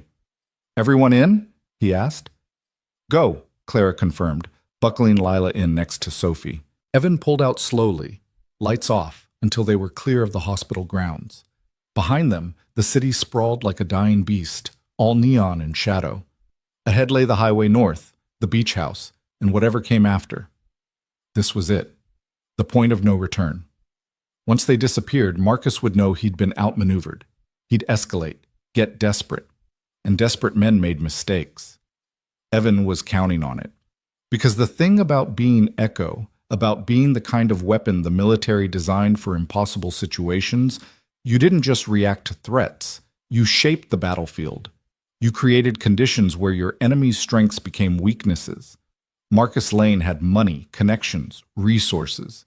But he also had ego, had a need to be in control. And when things spun out of his control, he'd overreach, push too hard, expose himself. All Evan had to do was survive long enough to let that happen. He glanced in the rearview mirror. Sophie and Lila had fallen asleep against each other, exhausted by fear and adrenaline. Clara was awake, staring out the window, one hand absently touching her bruised ribs. Thank you, she said quietly, for all of this, for not walking away. Ask me again when this is over. You might not be thanking me then. Why not? Because staying close to me, it's like standing in a lightning strike zone. Sooner or later, the storm finds you. Clara turned to look at him, her expression unreadable in the darkness. Maybe I'm tired of running from storms. Maybe it's time to face them head on. That's the fear talking. Wait until you've actually been in a firefight. See if you feel the same way. You think Marcus will actually come himself? Or just send more hired thugs? Depends how desperate he gets. Right now he thinks he's untouchable. But when the FBI starts freezing accounts, when his paid witnesses start getting nervous, when he realizes his ex-wife has disappeared with evidence that could put him away for decades, Evan's hands tightened on the wheel. Then he'll come, and he'll bring everything he's got. Will we be ready? Evan thought about the weapons cache Kowalski had provided. about the beach house's security system, about his own skills honed by years of the most brutal training the military could devise. "We'll have to be," he said simply. The highway stretched ahead, empty and dark. 2 hours to the coast, 2 hours until they disappeared from Marcus Lane's radar, 2 hours to prepare for the war that was coming. In the back of the van, Sophie murmured something in her sleep. Evan couldn't make out the words, but he heard the tone, peaceful, trusting, safe. He'd do whatever it took to keep her that way, whatever it cost, whatever lines he had to cross, because that's what guardians did. They stood between the innocent and the dark. They held the line when everyone else ran. They became the monsters so that others didn't have to. Echo Division had taught him that. Istanbul had burned it into his soul. And tonight, as he drove 4 lives toward uncertain safety, Evan Turner accepted what he'd been running from for a decade. He was never going to be just an electronics repairman, never going to be just a regular dad with a regular life. He was Echo. He was the guardian. He was the man who ran toward gunfire while others ran away. And Marcus Lane was about to learn what happened when you threatened the people a man like that chose to protect. The rain started as they crossed the county line, drops spattering against the windshield like omens. Evan turned on the wipers and drove on into the storm, carrying his precious cargo toward whatever dawn would bring. Behind them, the city lights faded into memory. Ahead lay only darkness and the promise of violence. And somewhere in between, Evan Turner prepared to become what he'd always been, a weapon pointed at those who preyed on the innocent. The storm was coming. Let it come. He was ready. The beach house materialized from the darkness like a fortress carved from wood and glass. 3 stories of weathered cedar siding rose against the night sky, perched on stilts that elevated it above the dunes. The access road had been exactly as Clara described, a single lane of cracked asphalt that wound through saltgrass and scrub pine, ending at a gate that required both a code and a physical key. Evan parked the van in the covered carport beneath the house, his eyes already cataloging defensive positions. Good elevation, clear sight lines in 3 directions, the ocean at their back. Only one approach by vehicle, which meant any assault would be channeled and predictable. The security system panel by the door blinked red, armed, and waiting. "Clara," he said quietly, not wanting to wake the girls. "Walk me through the security." She climbed out stiffly, her ribs clearly bothering her despite the painkillers. Motion sensors on all windows and doors. Cameras covering the driveway, beach access, and perimeter. Everything feeds to a monitoring station, but I have it set to alert my phone instead of a security company. Change that. Give me admin access. If Marcus has the resources we think he does, he might have contacts in private security firms. Evan was already moving around the structure, testing sight lines, checking for blind spots. The stilts are a problem. Someone could plant charges underneath, bring the whole thing down. You really think he'd go that far? I think desperate men do desperate things, and we're about to make him very desperate. Evan completed his circuit, his mind already working through countermeasures. We'll need motion sensors under the house, tripwires on the beach approach, and someone needs to be awake and armed at all times. Claire's expression shifted from exhaustion to something harder. You're talking about a siege. I'm talking about being prepared. There's a difference. Evan checked his watch, 2:40 a.m. Let's get the girls inside. I want everyone settled before dawn. Harder to track our arrival if nobody sees us in daylight.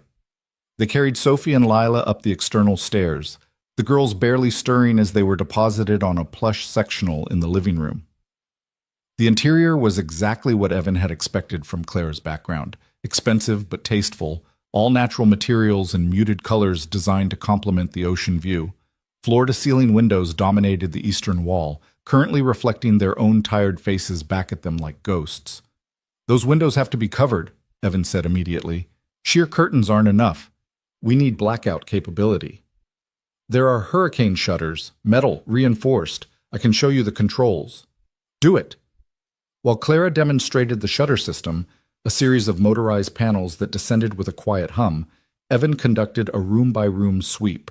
3 bedrooms upstairs, open-plan living space on the main floor, storage and utility areas below. Multiple exits, which was good. Too many windows, which wasn't. He found Clara in the kitchen, making coffee with shaking hands.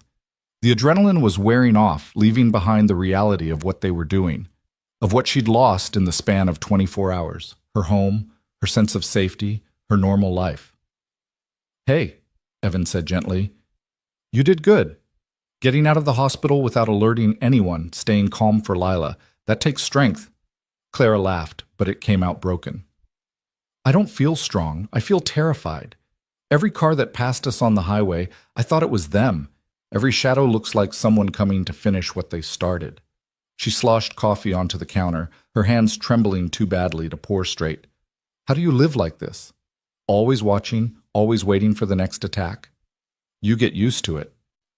Evan took the coffee pot from her, filling 2 mugs. "And then one day you realize you can't not live like this. The hypervigilance becomes normal. Everywhere you go, you're counting exits, assessing threats, running scenarios. It's exhausting, but it's also what keeps you alive." "That sounds like hell." "It is." Evan handed her a mug. "But it's also why we're going to survive this. Because I've been living in that hell for 10 years, and I know how to navigate it." Clara wrapped both hands around the mug, seeking warmth. "Morrison called while you were checking the perimeter. She said they've frozen 3 of Marcus's accounts, about $40 million. His lawyers are already filing injunctions, but it'll take days to unfreeze the money." "Good. Financial pressure makes people sloppy." Evan sipped his coffee, the bitter heat cutting through his exhaustion. "What else?" "One of the men from the apartment, the wiry one with the knife, he's talking, gave up 2 other jobs Marcus hired him for. Assault, intimidation, 1 suspected arson. Morrison thinks they can build a conspiracy case. If the DA isn't compromised, she's looking into that, running financial forensics on Chambers, checking for any connection to Marcus beyond the daughter's medical bills." Clara set down her mug. "She also said you need to call her. Secure line." She didn't sound happy. Evan pulled out the burner phone and dialed. Morrison answered on the first ring. "Tell me you're somewhere defensible," she said without preamble. "Defensible enough. What's wrong?" "Marcus knows. He showed up at your apartment an hour ago with 6 men and a battering ram. Tried to force entry. Officer Ramirez stopped them, told him you'd relocated under police protection and she couldn't disclose the location. He went ballistic, started making threats, saying you'd kidnapped his wife and daughter." Evan's grip tightened on the phone. He's trying to spin this. Make himself the victim. It gets worse. He's filed a complaint with Internal Affairs, claiming you're a rogue vigilante who assaulted his employees and is now holding his family hostage. He's got 3 lawyers already preparing civil suits: false imprisonment, assault, emotional distress. And Turner? One of those lawyers is Gregory Haynes. Evan felt ice settle in his stomach.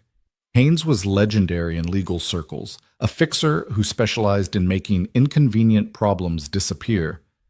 Marcus is really pulling out all the stops. This isn't just about silencing Clara anymore. This is about destroying you. He's going after your custody of Sophie, filed an emergency motion claiming you're an unfit parent who's exposing his daughter to danger. Hearing is scheduled for tomorrow at 9 a.m. Can he do that? With Haynes? He can do anything. The man has judges in his pocket across 3 states. Morrison's voice was tight with anger.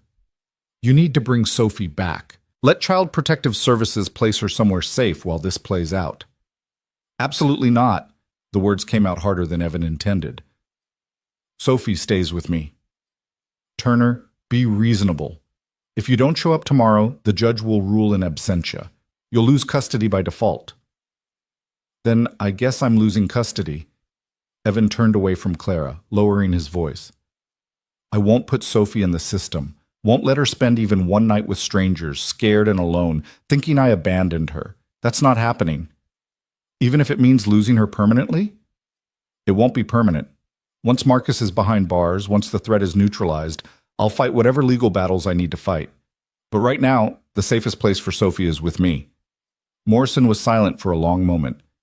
You're making this very difficult. I'm supposed to be building a case, not running interference for a fugitive custody battle. I'm not a fugitive. I've broken no laws. You're in violation of a police protection order. You've taken Clara and Lila from their designated secure location. And if that custody hearing goes the way I think it will, you'll be in violation of a court order too. Her sigh was heavy. I'm trying to help you, Turner, but you're not making it easy. Nobody ever said the right thing was easy. Evan watched through the kitchen window as the first hints of dawn began to gray the eastern horizon. How much time do we have before Marcus figures out where we are?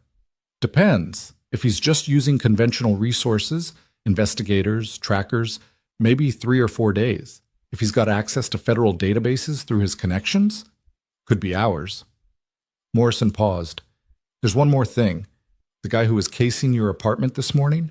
We pulled surveillance footage from 3 other locations: the hospital, the coffee shop where you met Clara, and the body shop where you got the van. He was at all of them. Professional surveillance. Evan's mind raced. Which means he's been on us since last night. Could have tracking devices on the van. Possible. I'd suggest a thorough sweep. Already on my list. Evan glanced back at Clara, who was leaning against the counter, exhaustion written in every line of her body. Morrison, I need you to trust me. I know what I'm doing. I've protected people in far worse situations than this. Those were war zones with military rules of engagement. This is American soil with civilian law enforcement protocols. Very different scenarios. The principles are the same. Secure the asset, control the terrain, eliminate the threat. Eliminate? Morrison's voice sharpened. You're not eliminating anyone. This is a law enforcement operation, not a military strike. Figure of speech. I meant neutralize the threat through legal channels. But even as Evan said it, he knew it was a lie. If Marcus came with lethal force, Evan would respond in kind. No hesitation, no second guessing. Some lines, once crossed, couldn't be uncrossed. After hanging up, Evan spent the next hour conducting a detailed sweep of the van. He found 2 tracking devices, one magnetic unit stuck to the undercarriage, another hardwired into the vehicle's electrical system. Both were high-end commercial equipment, the kind private investigators used for spousal surveillance cases. He disabled both and placed them in a metal toolbox lined with aluminum foil, creating a makeshift Faraday cage. The signals would keep transmitting, but they'd just show the devices sitting stationary in the carport. Maybe buy them a few extra hours before Marcus realized he'd been duped. By the time he finished, dawn had broken fully. The ocean stretched before the house like hammered steel, gray and restless under an overcast sky. Evan stood on the deck, feeling the salt wind on his face, and allowed himself a moment of doubt. Was he doing the right thing, keeping Sophie here in the line of fire? Or should he have taken Morrison's advice, put her somewhere safe while he handled Marcus? But he knew the answer. Sophie's safety wasn't just physical, it was emotional, psychological. She'd already lost her mother at birth. Evan was her entire world, her anchor. Separating them would shatter something fundamental in her, and no amount of physical safety would compensate for that trauma.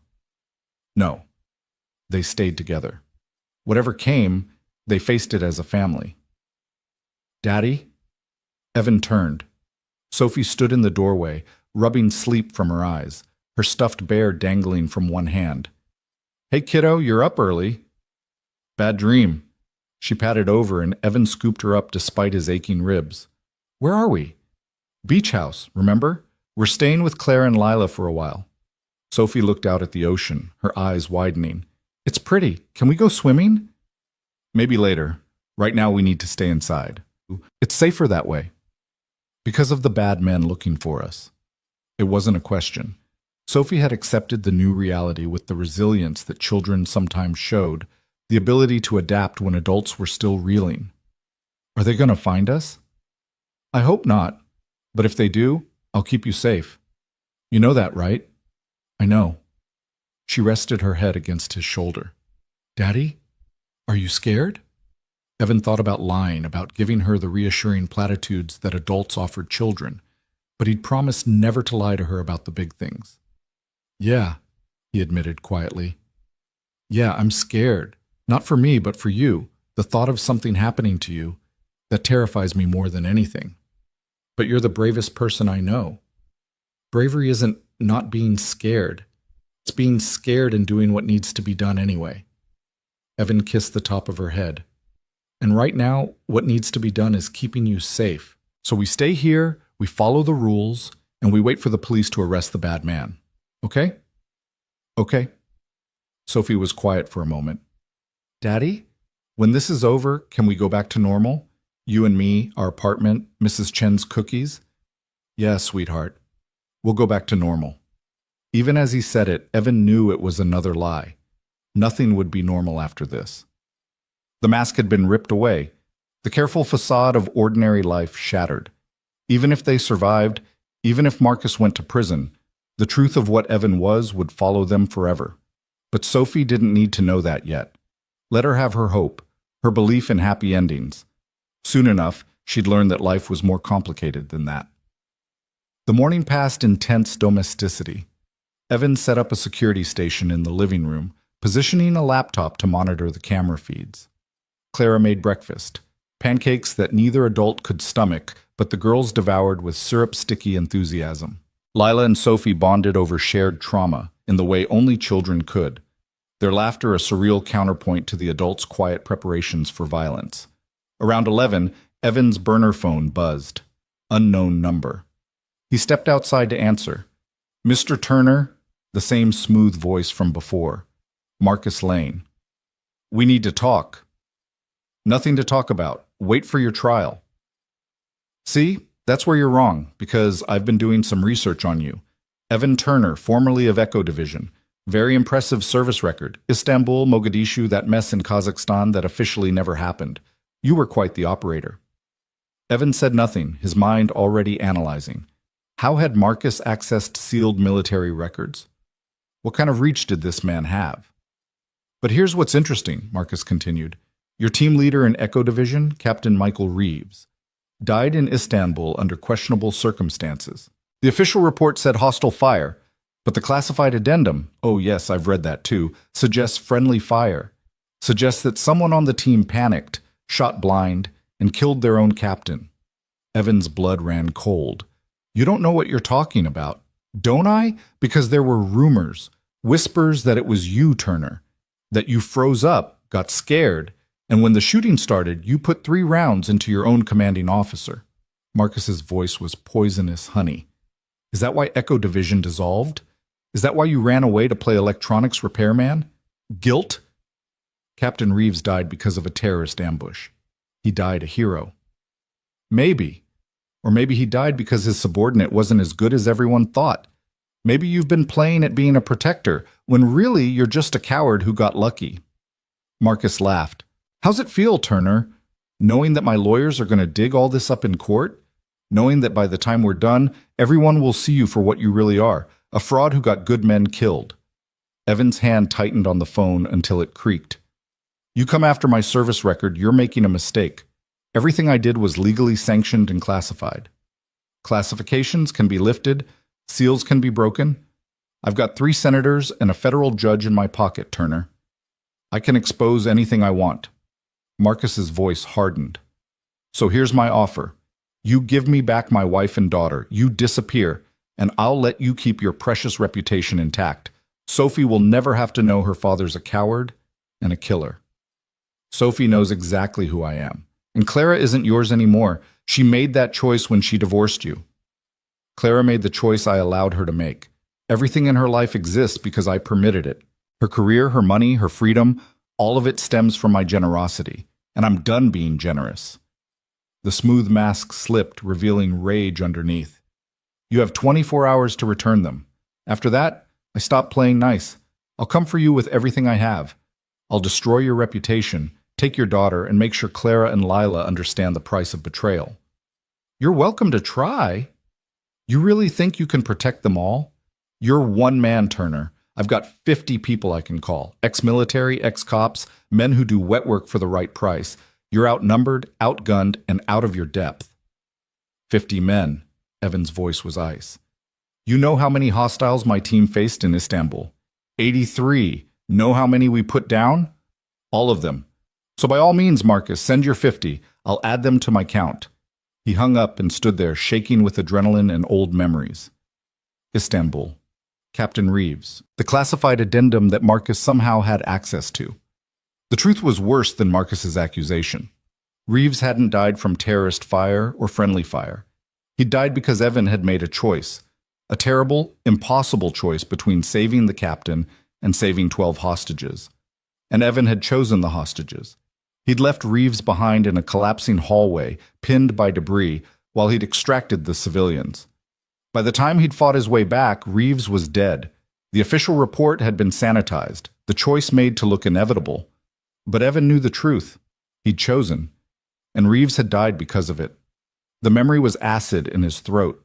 He'd spent 10 years trying to outrun that moment, that choice, and now Marcus was going to weaponize it, use it to destroy what little peace Evan had found. Evan? He turned. Clara stood in the doorway, concern etched on her face. You okay? You look haunted? Evan tried to smile, failed. Marcus called.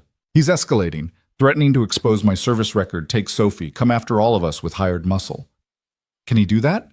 The service record part? If he's got the connections, he claims, yeah.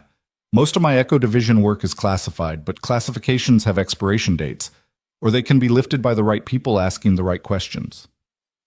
Evan leaned against the railing, suddenly exhausted. He knows about Istanbul, about how my commanding officer died. He's going to twist it, make it look like I was responsible. Were you? The blunt question caught Evan off guard. He looked at Clara, seeing not judgment but genuine curiosity. Yeah, I made a choice, Reeves or 12 hostages. I couldn't save both, so I saved the hostages. Then you did the right thing. Did I? Reeves had a wife, 2 kids. They grew up without a father because I made a calculation. Evan's voice was hollow. That's what Echo Division was about. Calculations. Acceptable losses. The greater good. We made the hard choices so politicians could keep their hands clean. Clara moved to stand beside him. My father told me something once, after Istanbul, after he came home. He said the soldier who saved him, you, had the saddest eyes he'd ever seen. Eyes that had witnessed terrible things and made terrible choices. But he also said those same eyes had been kind, that you'd held his hand while you bandaged his head wound, that you told him stories about your daughter-to-be to keep him conscious, that you'd treated him like a human being, not just an asset to extract. Evan remembered that. Remembered Clara's father, delirious from blood loss and fear, asking about his family. And Evan, covered in blood and moving on autopilot, talking about Sophie, not yet born but already real in his mind, already the reason he fought to survive each mission. He said you cried, Clara continued quietly. When you thought he couldn't see, you cried. And he realized that the men who'd saved him weren't unfeeling machines. They were just people carrying impossible weights. We weren't supposed to cry, weren't supposed to feel. Feeling got people killed. Maybe, but feeling is also what made you human, what made you different from the men Marcus hires. Clara touched his arm gently. You're not a coward, Evan. You're not a killer. You're a man who made impossible choices in impossible situations, and you've spent 10 years punishing yourself for surviving when others didn't. Someone should punish me. No, someone should thank you. Clara's eyes were fierce. My father got to see me graduate college, got to walk me down the aisle at my wedding, got to hold Lila when she was born. He had 7 more years of life because of your choice. 40 other people had more years with their families. That matters. That counts. Evan wanted to believe her, wanted to accept that the math worked out, that the lives saved outweighed the lives lost. But grief wasn't math. Reeves's kids didn't care about acceptable losses or the greater good. They just knew their father wasn't coming home. Marcus is going to use this, he said finally. He's going to paint me as damaged, dangerous. By the time he's done, I'll look like exactly the kind of person who shouldn't be around children. Then we fight back. We tell the truth. We show what really happened. The truth won't matter. Haynes, Marcus's lawyer, he's too good. He'll twist everything until the jury sees what he wants them to see. Evan pushed off the railing. I need to make some calls, reach out to old contacts. If Marcus is coming with 50 men, I need to know exactly who we're dealing with. He spent the next 2 hours on the phone, reaching out to former Echo Division members who'd scattered to the wind after Istanbul. Most were dead, gone dark, or wanted nothing to do with the past. But a few responded. A few remembered what they'd been, what they'd stood for. Kowalski called back first. Heard you might have incoming. What do you need? Information. Marcus Lane is hiring muscle, ex-military, ex-law enforcement. I need to know who, how many, and what kind of capabilities they have. On it.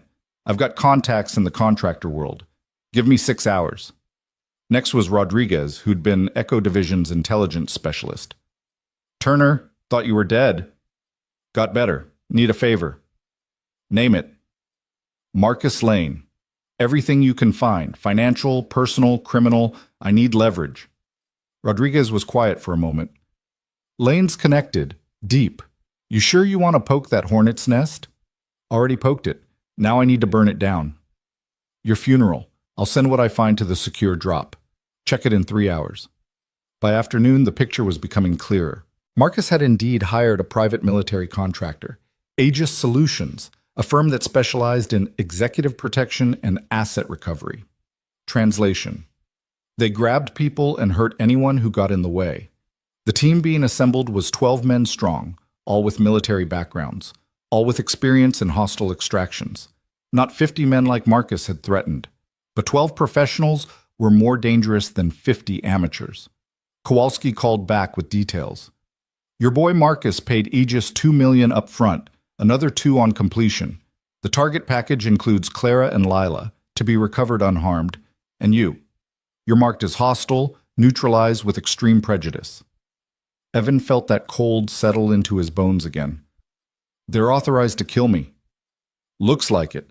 Contract specifies no civilian casualties, but you're not classified as civilian. You're marked as a combatant. Kowalski paused.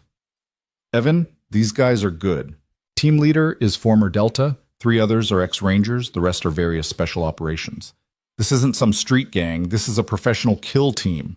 When? Unknown. But they're mobilizing now. I'd guess you've got 24 to 48 hours before they hit your location. After hanging up, Evan found Clara in the kitchen. We need to talk. He laid it out plainly. The contractor team, the kill authorization, the ticking clock. Clara listened without interrupting, her face going paler with each detail. So we run, she said when he finished. We pack up, move to a new location. And they'll just follow us again. Marcus has resources we can't match. Every time we move, we leave traces. Eventually, they'll corner us somewhere with worse defensive positions than this. Evan shook his head. No, we stay, we fortify, and we make this house somewhere they don't want to attack. You're talking about a siege, about fighting off 12 trained soldiers. I'm talking about making them think twice, about creating a situation where the cost of attacking outweighs the benefit. Evan pulled up schematics of the beach house on his laptop. We have advantages: single approach route, elevated position, cover, and concealment. If we're smart, we can make this place into a fortress. And what about the girls? They'll be terrified. They'll be alive. That's what matters. Evan met her eyes. Clara, I know this isn't what you signed up for. You wanted FBI protection, witness security, a normal process. But that's not what we got. We got Marcus with unlimited resources and no rules. So we adapt. We survive. And when it's over, when he's behind bars, then we can go back to normal. But until then, we fight. Clara was quiet for a long moment, staring at the schematics. Finally, she nodded. Okay, what do you need? Everything in your storage area. Tools, materials, anything I can use to reinforce this place. I need to create layered defenses. Something that'll slow them down, channel their approach, give us tactical advantage. They spent the rest of the day working. Evan wasn't a combat engineer, but Echo Division had taught him the basics of field fortifications. He rigged motion sensors under the house, attached to floodlights that would illuminate any approach from below. He created choke points on the stairs using furniture and debris, places where attackers would have to slow down, bunch up, expose themselves. In the storage area, he found Clara's late father's gun collection, hunting rifles, shotguns, even a vintage M1 Garand from World War II. Not ideal for close-quarters combat, but better than nothing. He cleaned and loaded each weapon, positioning them at strategic points throughout the house. Clara watched him work with a mixture of fascination and horror. You really know how to do all this? I really wish I didn't. Oh, Evan was running steel cable between support posts, creating tripwires. This used to be my life. Planning for violence, preparing for the worst. I spent 10 years trying to forget how. Guess it's like riding a bike. You never really lose it. Do you think it'll be enough? Against 12 professionals? Honestly, No. If they come in force all at once, we're overwhelmed. But if I can make them cautious, make them approach slowly, pick them off one or two at a time. Evan shrugged. Then maybe we survive long enough for the cavalry to arrive. Morrison and the FBI? Them? Or just the sheer logistics of a firefight at a beach house? Hard to have a private war when neighbors are calling 911 every 5 minutes. Clara looked out at the desolate stretch of coastline. Evan, the nearest neighbor is 2 miles away, and it's off-season. Most of these houses are empty until summer. Evan paused in his work. Then we're really on our own. That night, after the girls were asleep, Evan and Clara sat on the deck watching the moon rise over the ocean. The beauty of it, silver light on dark water, the eternal rhythm of waves, felt obscene given what was coming. My father used to bring me here, Clara said quietly. Before Marcus, before everything went wrong. We'd sit out here and he'd tell me stories about his diplomatic work. All the places he'd been, the people he'd met. He made the world seem so vast and full of possibility. She smiled sadly. I remember asking him once if he was ever scared. He said yes, all the time. But that being scared was proof you were alive. Proof you had something worth protecting. Wise man. He'd like you. Would have liked you, I mean. He respected people who stood up when it mattered, who made the hard choices. Clara turned to look at Evan. Is Sophie really worth all this? The danger, the violence, the risk? Sophie is worth everything. She's the only truly good thing I've ever created. Every decision I've made since she was born has been about making sure she grows up safe and happy and loved. Evan's voice was fierce. So yeah, she's worth it, and so are you and Lila. Nobody deserves what Marcus is doing. Nobody deserves to live in fear because some entitled asshole can't accept that he doesn't own people. Clara reached over and took his hand. Thank you. For caring. For fighting. For being the kind of man who runs toward danger instead of away from it. I'm really not that great. I've made mistakes. Done things I regret. Haven't we all? Clara squeezed his hand. But you're here now. That's what counts. They sat in comfortable silence, hands linked, watching the moon climb higher. In that moment, Evan allowed himself to imagine a different life. One where he'd met Clara under normal circumstances. Where Sophie and Lila became friends at school, where weekend barbecues and homework help were the extent of their adventures. But that life didn't exist. This one did. The one with hired killers on the way, with legal battles and custody hearings, with violence lurking just beyond the horizon. And Evan Turner was done running from it. Tomorrow would bring new challenges. The Aegis team closing in. Marcus pulling strings. The legal system grinding forward toward taking Sophie away. But tonight, for just a few hours, they had peace, had the sound of waves and the moonlight and each other's company. It would have to be enough. Because when dawn came, the war would begin in earnest. And Evan would have to become Echo again, fully, completely, without reservation or regret. The Guardian was ready. The house was fortified. The weapons were loaded. Let them come. He'd be waiting. The assault came 36 hours later at 3 in the morning when human vigilance was at its lowest ebb. Evan had been expecting it, had been running on 2-hour sleep shifts with Clara taking watch when exhaustion forced him to close his eyes. But expecting something and experiencing it were different beasts entirely. The first indication was the motion sensors under the house going dark. Not triggered, dark. Someone had cut the power feeds, which meant they'd already penetrated the perimeter, were already underneath them in the shadows between the stilts. Evan was moving before the alarm fully registered, rolling out of his makeshift bed in the living room and grabbing the AR-15 he'd kept within arm's reach. His mind was already 3 steps ahead, running through scenarios, calculating angles of attack. Clara, he hissed into the darkness. She was supposed to be on watch, positioned by the security monitors. Talk to me. All cameras just went to static. Her voice was tight with controlled fear. I've got nothing. We're blind. They cut the feeds. Professional work. Evan moved to the window, peering through a gap in the hurricane shutters. Outside, the night was ink black, the moon hidden behind clouds. Perfect conditions for an assault. Wake the girls. Get them to the safe room, now. They'd prepared for this. The master bedroom had a reinforced closet with its own lock, stocked with water and supplies. Not ideal, but better than leaving Sophie and Lila exposed. Clara disappeared up the stairs, and Evan heard the quiet sounds of her rousing the girls, keeping her voice calm despite the terror she must have been feeling. Good. Panic was contagious, especially with children.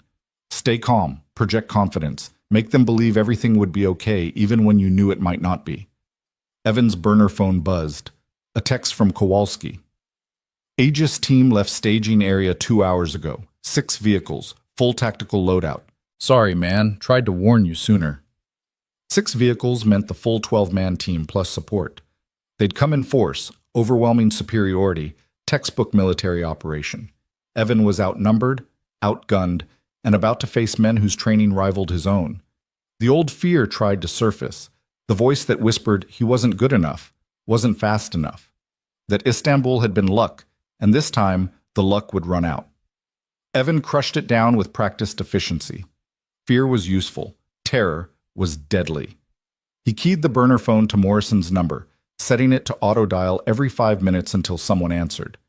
The FBI might not arrive in time to stop the assault, but they'd at least find the bodies and know what had happened. Cheerful thought. Clara reappeared, moving low and fast like he'd taught her. Girls are secured. What now? Now we make them pay for every inch.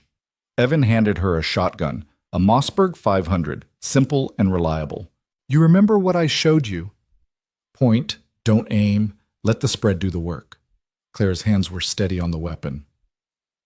I'm not letting them take my daughter. Whatever I have to do. Stay behind me, watch our 6. And Clara? Evan met her eyes. If it goes bad, if they breach the safe room, there's a drainage pipe that leads to the beach. You take the girls and run. Don't look back. Don't wait for me. Just run. Evan, promise me. Clara's jaw tightened, but she nodded. I promise. The house groaned. Not wind, not settling, the groan of weight being applied to structural supports. They were climbing the stilts, multiple teams approaching from different angles. Evan moved to his primary defensive position, a reinforced corner with overlapping fields of fire, covering both the main entrance and the stairs from below. He'd spent yesterday preparing this exact spot, sandbags from the beach stacked to create cover, furniture positioned to channel attackers into kill zones. The front door exploded inward. Not kicked, not battered. Exploded. They'd used a breaching charge, a calculated amount of explosive that took the door off its hinges and sent it spinning into the room. The blast was deafening in the enclosed space, and Evan felt the overpressure like a physical blow. Before the smoke cleared, they came through. 2 men in full tactical gear, night vision goggles, moving with practiced coordination. The point man swept left, his rifle tracking while his partner went right. Evan dropped the first one with a 3-round burst to center mass. The man's body armor caught 2 rounds, but the third found the gap at his collarbone, and he went down hard. The second man was already firing, his rounds chewing into Evan's sandbag cover, but the angle was wrong and his shots went high. Evan rolled left, came up firing, and put 2 rounds through the man's knee. He collapsed screaming, and Evan's next shot ended the screaming permanently. No time for remorse. No time for anything except survival. Stairs! Clara shouted, and Evan spun to see 2 more figures emerging from the lower level. She fired the shotgun, the blast catching the lead man in the legs, and he tumbled backward into his partner. They both went down the stairs in a tangle of limbs and curses. Good shot, Evan managed, already moving to new cover. The breach team would have radioed the casualties, would be adapting their approach. Next wave would be more cautious, more deliberate. His phone buzzed. Morrison, finally. He answered on speaker, still scanning for threats. Turner, we're 30 minutes out. Hang on. 30 minutes might as well be 30 hours. I've got hostiles in the house. At least 2 down, maybe 10 more outside. Evan's voice was clipped, professional. If you hear shooting stop, assume we're dead and come in heavy. We're scrambling SWAT, Coast Guard, everyone we can. Just get here. Evan killed the connection as windows shattered simultaneously on 3 sides of the house. Flashbangs tumbled through, and he barely had time to squeeze his eyes shut before they detonated in strobing white chaos. The disorientation was immediate and total. Sound vanished into high-pitched ringing. Vision reduced to white afterimages. Balance went to hell as his inner ear revolted. But Echo Division had trained for this. Thousands of hours in kill houses, in simulated urban combat, learning to fight through sensory overload. Evan's body moved on autopilot, muscle memory taking over where conscious thought failed. He fired blind, sweeping his barrel across the known entry points, laying down suppressing fire. Couldn't see targets, but he knew where they'd be coming from, knew the natural flow of an assault on this structure. His vision cleared enough to see shapes moving through the smoke. 3 men, spreading out, trying to flank. Evan pivoted, dropped one with a headshot, put 3 rounds into another's center mass. The third got behind the couch, and Evan's rounds punched through the furniture but didn't find flesh. Clara fired again, and Evan heard someone scream. She was holding her position, covering their 6 like he'd instructed. Good. They might actually survive this. Then the ceiling above him exploded. Not explosive, not breach charge, just the sudden catastrophic failure of drywall and timber as 2 men dropped through from the 2nd floor, having cut their way through from above. Evan hadn't planned for that, hadn't considered they'd go vertical. Mistake, potentially fatal. He tried to bring his rifle around, but one of the men was already on him, had been falling with purpose and training, and they hit the ground together in a tangle. The rifle went flying. Evan's ribs, still injured from 2 nights ago, screamed protest. The man on top of him was huge, easily 240, and he was going for Evan's throat with hands that felt like steel bands. Evan tucked his chin, protecting his airway, and drove his thumb into the man's eye socket. The grip loosened fractionally, and Evan used the opening to get a hand free, fished the folding knife from his pocket. The blade snapped open. Evan drove it up under the man's jaw, through soft tissue and into his brain. The hands on his throat went slack, and Evan shoved the corpse aside, gasping for air. The second man through the ceiling had engaged Clara. She'd fired the shotgun but missed in her panic, and now he had her on the ground, trying to wrench the weapon away. Lila and Sophie's screams echoed from upstairs. The girls had heard the fighting, were terrified. Evan couldn't reach his rifle. Too far, and the man was going to kill Clara in the next 3 seconds. So he did the only thing available to him. He picked up a broken piece of timber from the destroyed ceiling and swung it like a baseball bat, connecting with the side of the man's head. The crack was sickeningly wet, and the man dropped like a puppet with cut strings. Clara scrambled backward, her face spattered with blood. Not hers, Evan noted clinically. "Oh God! Oh God!" "Stay focused."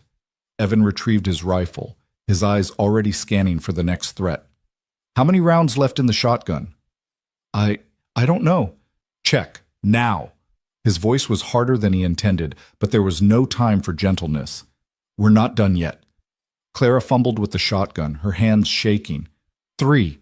I think 3. "Make them count." A voice from outside, amplified by a bullhorn. "Turner, we know your former Echo Division. You know how this ends. You're outnumbered, outgunned, and out of time. Send out Clara Lane and her daughter. You and your kid walk away. Simple exchange." Evan moved to the window, risking a quick glance outside. He counted 4 men in cover positions, probably 2 more he couldn't see. 6 left, maybe 7. They'd lost half their team in the initial assault. "What about my offer?" he shouted back. "You pack up and leave. I don't kill the rest of you. Clock's ticking. FBI's on the way." Silence from outside. Then, "We monitored your call. 30 minutes, you said. We can accomplish our mission and be gone in 15. Last chance, Turner. Be smart." "Smart went out the window when Marcus Lane hired you to kidnap a woman and her daughter." Evan's voice carried across the night. "You're not private security. Your kidnapper's working for a criminal. That's conspiracy, assault, attempted murder. Every one of you who walks away now might see the outside of a prison cell again. But you keep pushing, you're all going down." More silence. They were conferring, weighing options. Evan used the time to reload, to assess their situation. 4 confirmed kills. Possibly 5 if the guy who took the timber to the head didn't get up. Maybe 7 hostiles remaining. Ammunition running low. He had 1 full magazine left, plus whatever was in the hunting rifles Clara's father had collected. The safe room door opened upstairs. Sophie appeared at the railing, her face streaked with tears. "Daddy?" "Get back inside!" Evan's command came out harsher than intended, born of fear. Sophie flinched, and he saw her face crumple. "Sophie, please. Get back in the safe room and lock the door. Please, baby." She disappeared, and Evan heard the lock click. Good. Better she hate him for being harsh than die because she was exposed. Clara touched his arm. "They're going to rush us, all at once. Overwhelm our defenses." "Probably." Evan checked his watch. 23 minutes since Morrison's call. 7 minutes since it ended. The math was brutal and simple. "Can you shoot to kill if you have to?" "I already did." Clara's voice was hollow. "The man on the stairs. I saw his face when I pulled the trigger. He looked surprised. Then he looked dead. That feeling, the sick horror of it, that's normal. Means you're human. But Clara, you need to push it down. Deal with it later. Right now, we need you functional." "I know." She squared her shoulders. "I can do this. For Lila, for Sophie, I can do whatever I have to." The assault came exactly as predicted. All remaining hostiles simultaneously from multiple entry points. East windows, west windows, front door, back deck.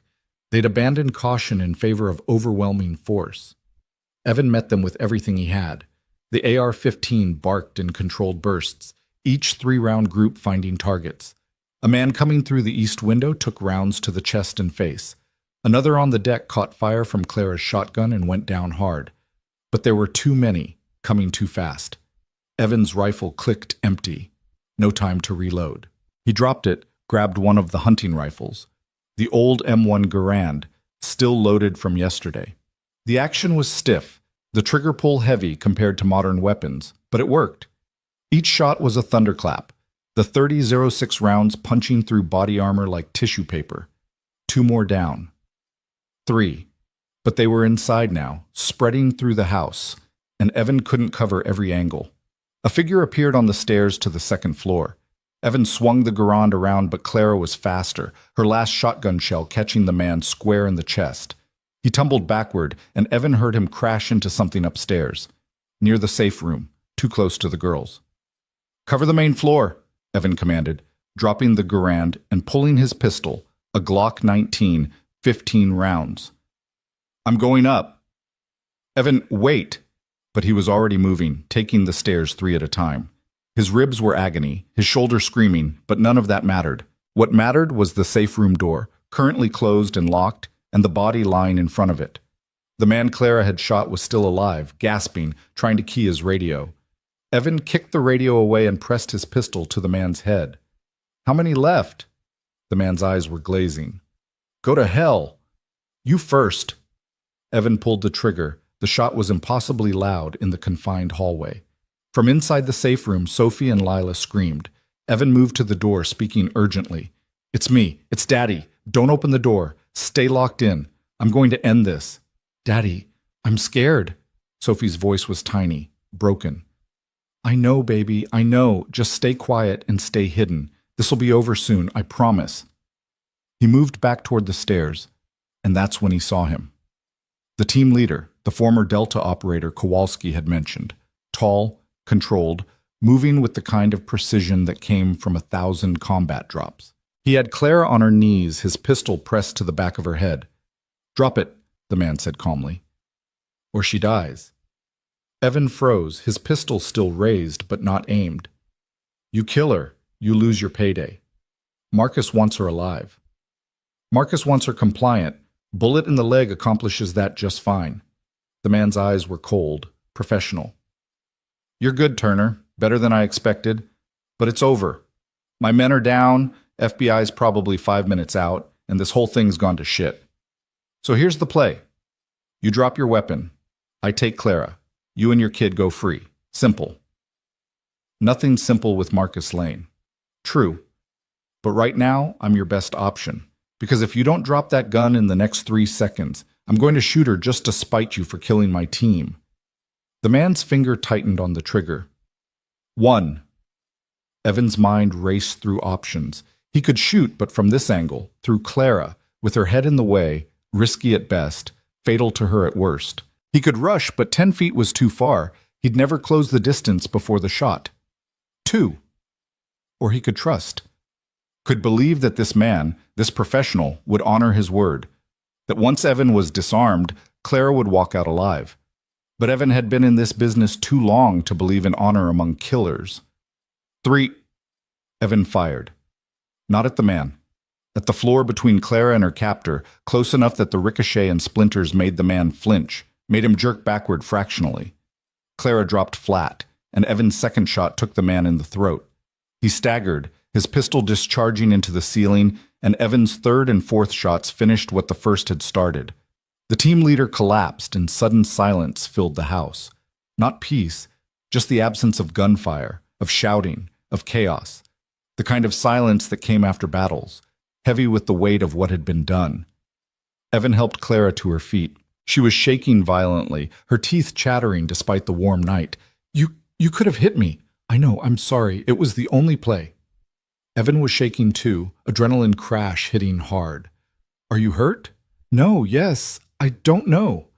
Clara looked around at the carnage, bodies sprawled across her beautiful beach house, blood soaking into expensive carpets, the smell of cordite and death thick in the air. Oh God, what did we do? We survived. Evan moved through the house, checking each body, making sure no one was playing dead, no one was calling for backup. 12 men had come for them. 12 men weren't leaving. The math was brutal, necessary, but brutal nonetheless. Sirens wailed in the distance, growing closer. The cavalry was finally arriving, too late to help, but in time to clean up the mess. Evan moved to the safe room door, knocked gently. Sophie, Lila, it's over. You can come out now. The lock clicked. The door opened. 2 little girls stood there, faces pale, eyes wide with trauma that would take years to process. Sophie looked at him, at the blood on his clothes, the gun in his hand, the bodies visible down the hallway, and something in her expression broke Evan's heart. She looked at him like he was a stranger, like he was something to fear. Daddy? Her voice was so small. Did you kill all those people?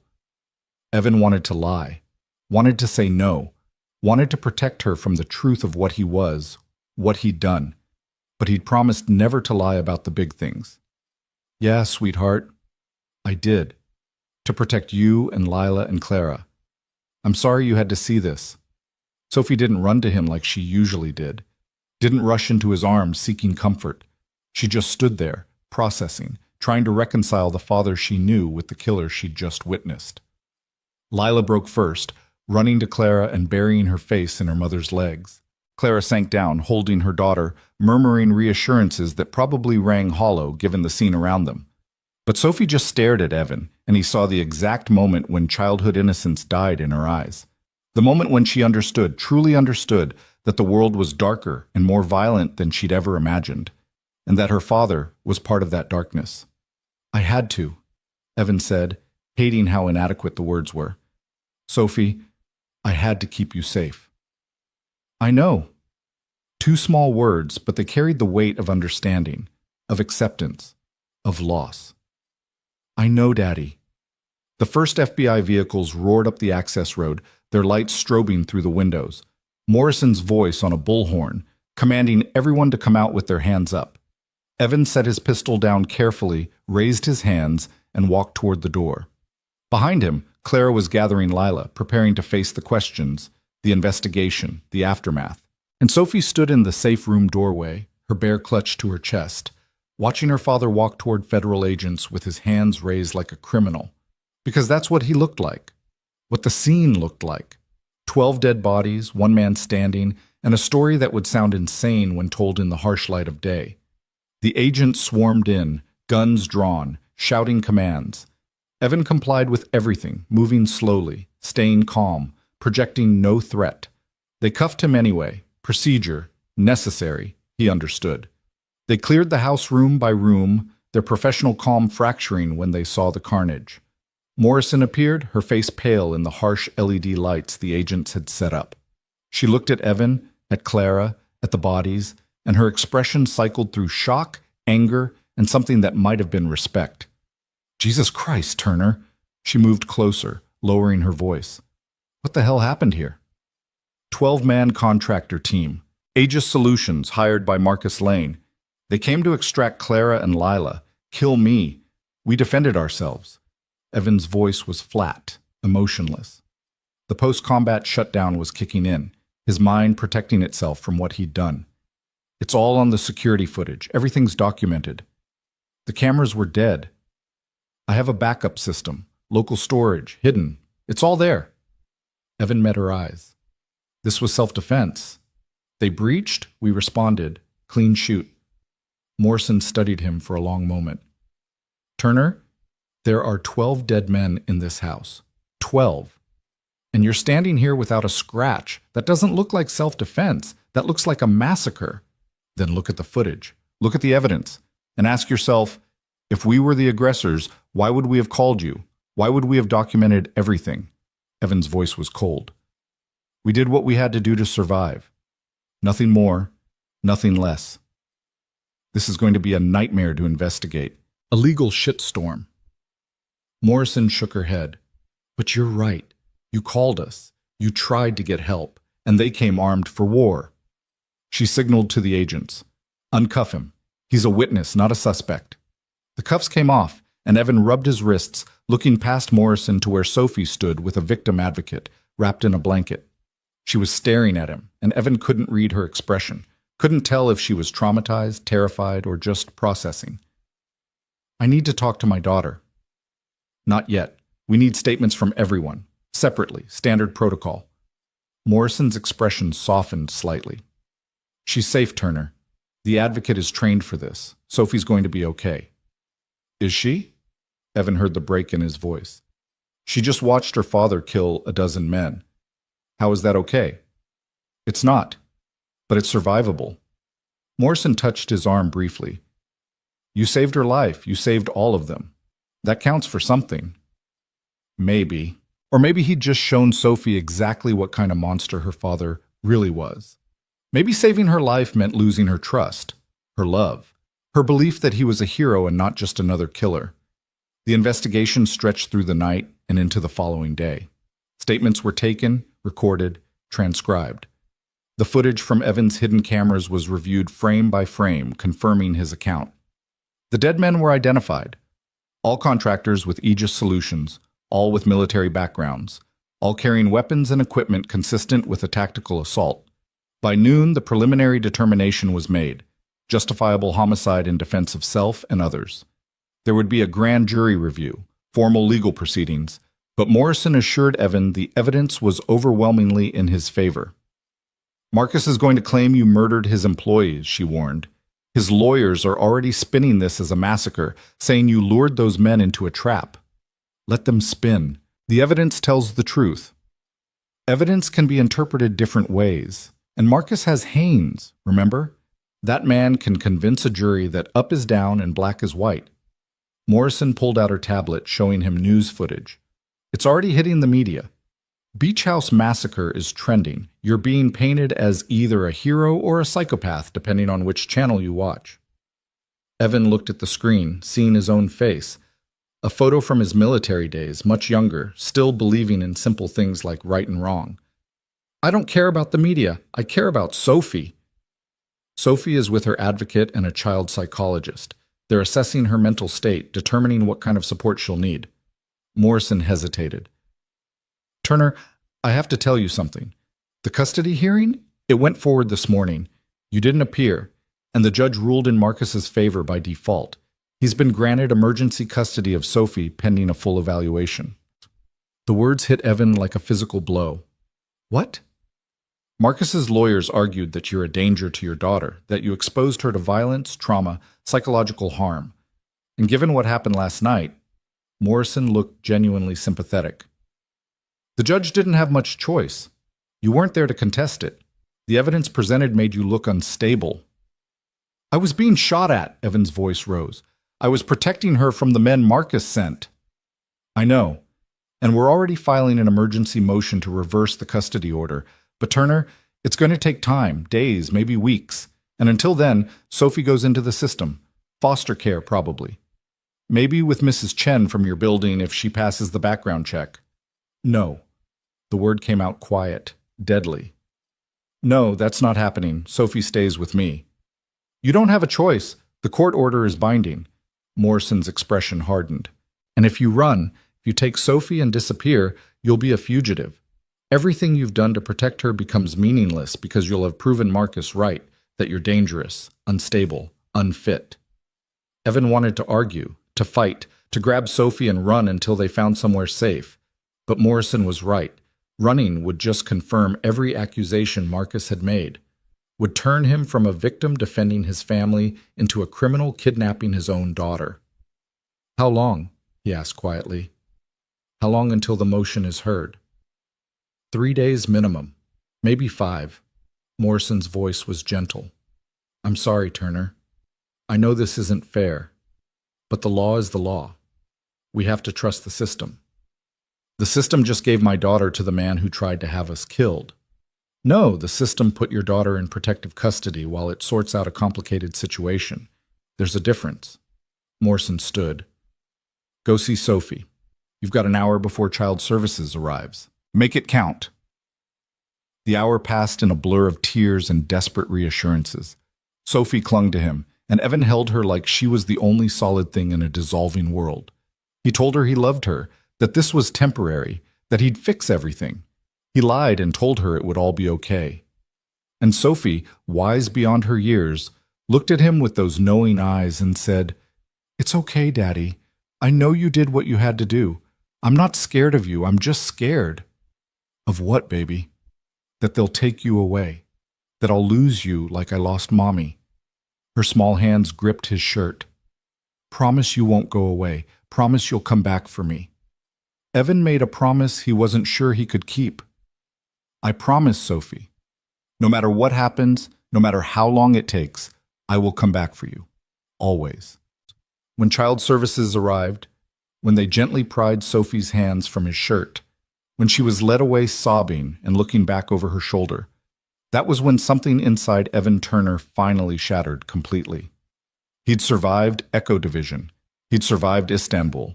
He'd survived a dozen firefights and impossible odds. But watching his daughter being taken from him, knowing he was powerless to stop it, knowing that Marcus Lane had won this battle even while losing the war, that broke him in ways that bullets never could. Clara found him on the deck an hour later, staring at the ocean with dead eyes. Evan? She's gone. They took her. His voice was hollow. I killed 12 men to protect her, and they took her anyway. Clara sat beside him. Morrison says it's temporary, that we'll get her back. Maybe. Or maybe the judge looks at what happened and decides, I'm too dangerous, too violent, too damaged. Evan's laugh was bitter. Maybe they're right. Maybe Sophie's better off without me. Don't say that. Don't you dare say that. Claire's voice was fierce. Sophie loves you. She needs you. And yes, what happened last night was traumatic. But you saved her life. You saved all of us. That matters. Does it? Because from where I'm sitting, it looks like everything I've done has just made things worse. Evan closed his eyes. I should have run when I had the chance. Taken Sophie and disappeared. We'd be in Canada or Mexico by now, starting over, and she'd still be with me. And you'd be a fugitive. Sophie would grow up knowing her father was running from the law. Is that really better? Evan didn't have an answer for that. Maybe it was. Maybe not. All he knew was that his daughter was gone, taken by a system that was supposed to protect her, and the man responsible for all of it, Marcus Lane, was still free. His phone buzzed. A text from Kowalski. Heard about custody. That's rough, brother. What do you need? What did he need? He needed Sophie back. He needed Marcus Lane in a cell where he couldn't hurt anyone else. He needed the last 3 days to have never happened, to go back to the simple life of electronics repair and homework help. But that life was gone, burned away in gunfire and blood. All that remained was this, the aftermath, the legal battles, the long fight to reclaim what Marcus had stolen. Evan typed back, evidence. Everything we can get on Marcus, every crime, every dirty deal, every skeleton in every closet. I want enough to bury him so deep he never sees daylight again. Kowalski's response was immediate. On it. Rodriguez and I are already digging. We'll find it. Morrison appeared at the deck door. Turner, we need to go. Press is starting to gather. Questions you need to answer, statements to make. I'm not making any statements. You don't have a choice. Your face is on every news channel. You're either a hero or a murderer depending on who's talking. You need to control the narrative before Marcus's people control it for you. Morrison's expression was firm. So you're going to put on a clean shirt, face the cameras, and tell the truth. All of it. What Marcus did, what his men did, what you did to survive. Let the public decide who the real villain is.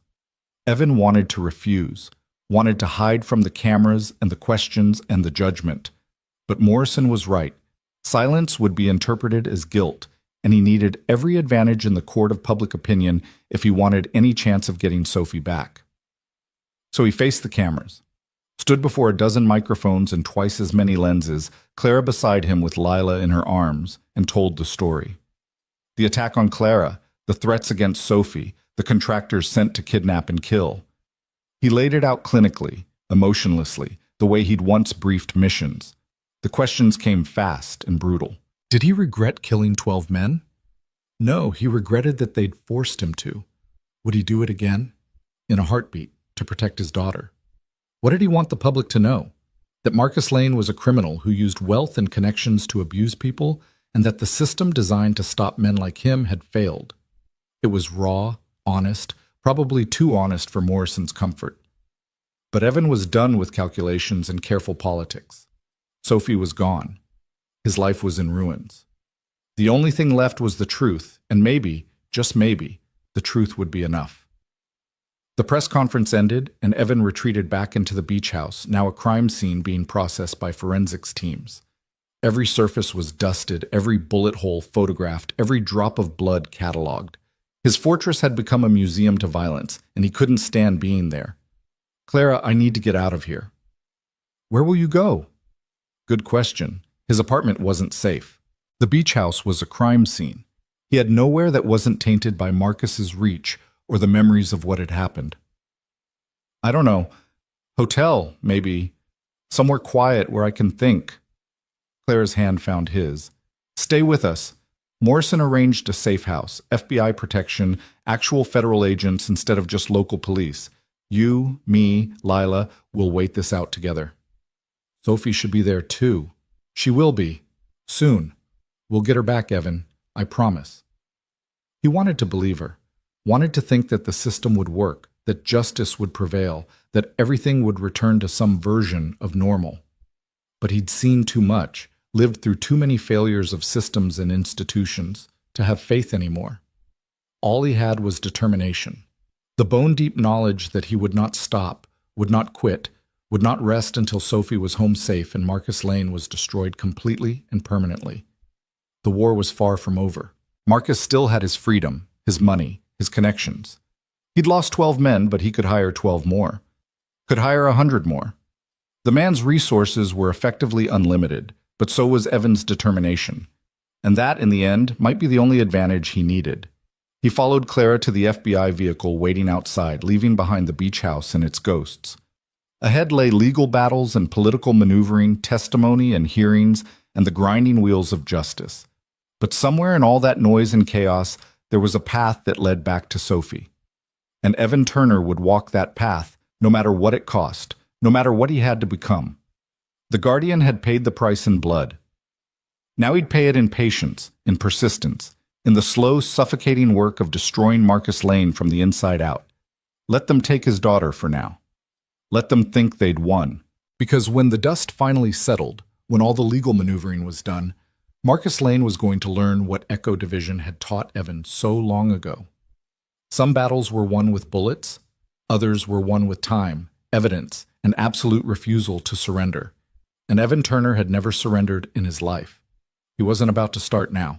The FBI's safe house was a nondescript ranch home in a suburb 40 miles from the city, the kind of place where neighbors minded their own business, and surveillance cameras were considered paranoid overkill. Evan hated it on sight. Too many blind spots, too many approaches, residential density that made defensive planning a nightmare. But Clara and Lila needed protection, and his personal preferences didn't factor into the equation anymore. The first 3 days without Sophie were the longest of Evan's life. He called Mrs. Chen twice daily, who'd passed the background check and taken temporary custody. The older woman assured him Sophie was eating, sleeping, going to school, but there was something in her voice, a careful neutrality that suggested things weren't as simple as she made them sound. "She asks about you constantly," Mrs. Chen finally admitted on the fourth day. "Wants to know when you're coming home. I tell her soon, but Mr. Turner, she cries herself to sleep every night. That child needs her father." "I'm working on it," Evan said, his throat tight. "Tell her I love her. Tell her every day, please." "I do. But it would mean more coming from you." Except Evan wasn't allowed direct contact. Court order, pending the custody evaluation. Any communication had to go through approved channels, supervised visits only, and those were still being arranged. Marcus's lawyers were fighting every step, claiming Evan's presence was psychologically damaging to Sophie. The irony was suffocating. The man who'd sent 12 contractors to kill them was arguing that Evan was the dangerous one. Rodriguez delivered the first major breakthrough on day 5.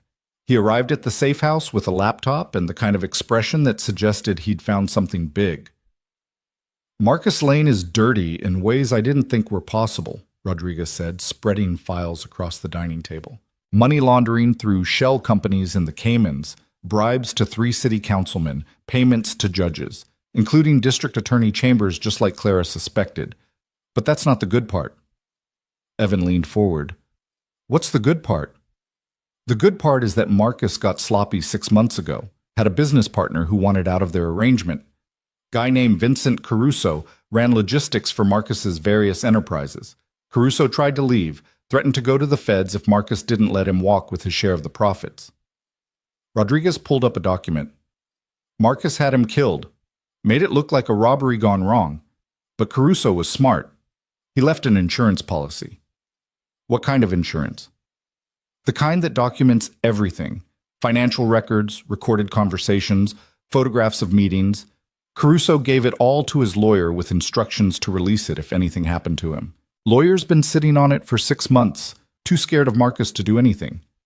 Clara moved closer, reading over Evan's shoulder. "So we get the lawyer to release it." "Already tried. Lawyer's terrified. Said he'd rather go to prison for obstruction than cross Marcus Lane." Rodriguez shook his head. "But here's the thing. The lawyer's daughter is getting married next month. Small ceremony, private estate, very exclusive, and Marcus is invited." Evan saw where this was going. "We get to Caruso's lawyer at the wedding, away from Marcus's surveillance, away from his normal security. Make him understand that Marcus is going down either way, and he can either be part of the solution or get buried in the rubble." "Exactly. But there's a problem." Rodriguez pulled up another document. "The wedding is invitation only, and security is being handled by Marcus's people. He's paranoid after what happened at the beach house. Nowhere he goes now is without at least 6 armed guards." "Then we need an invitation." Evan looked at Clara. "You were married to him. You know his social circles?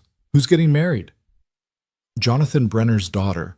Old money family, very connected." Clara's eyes widened.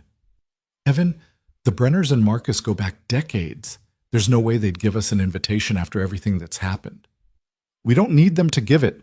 We need to take it." Evan's mind was already working through scenarios. "Rodriguez, can you get us the guest list?" "Give me 4 hours."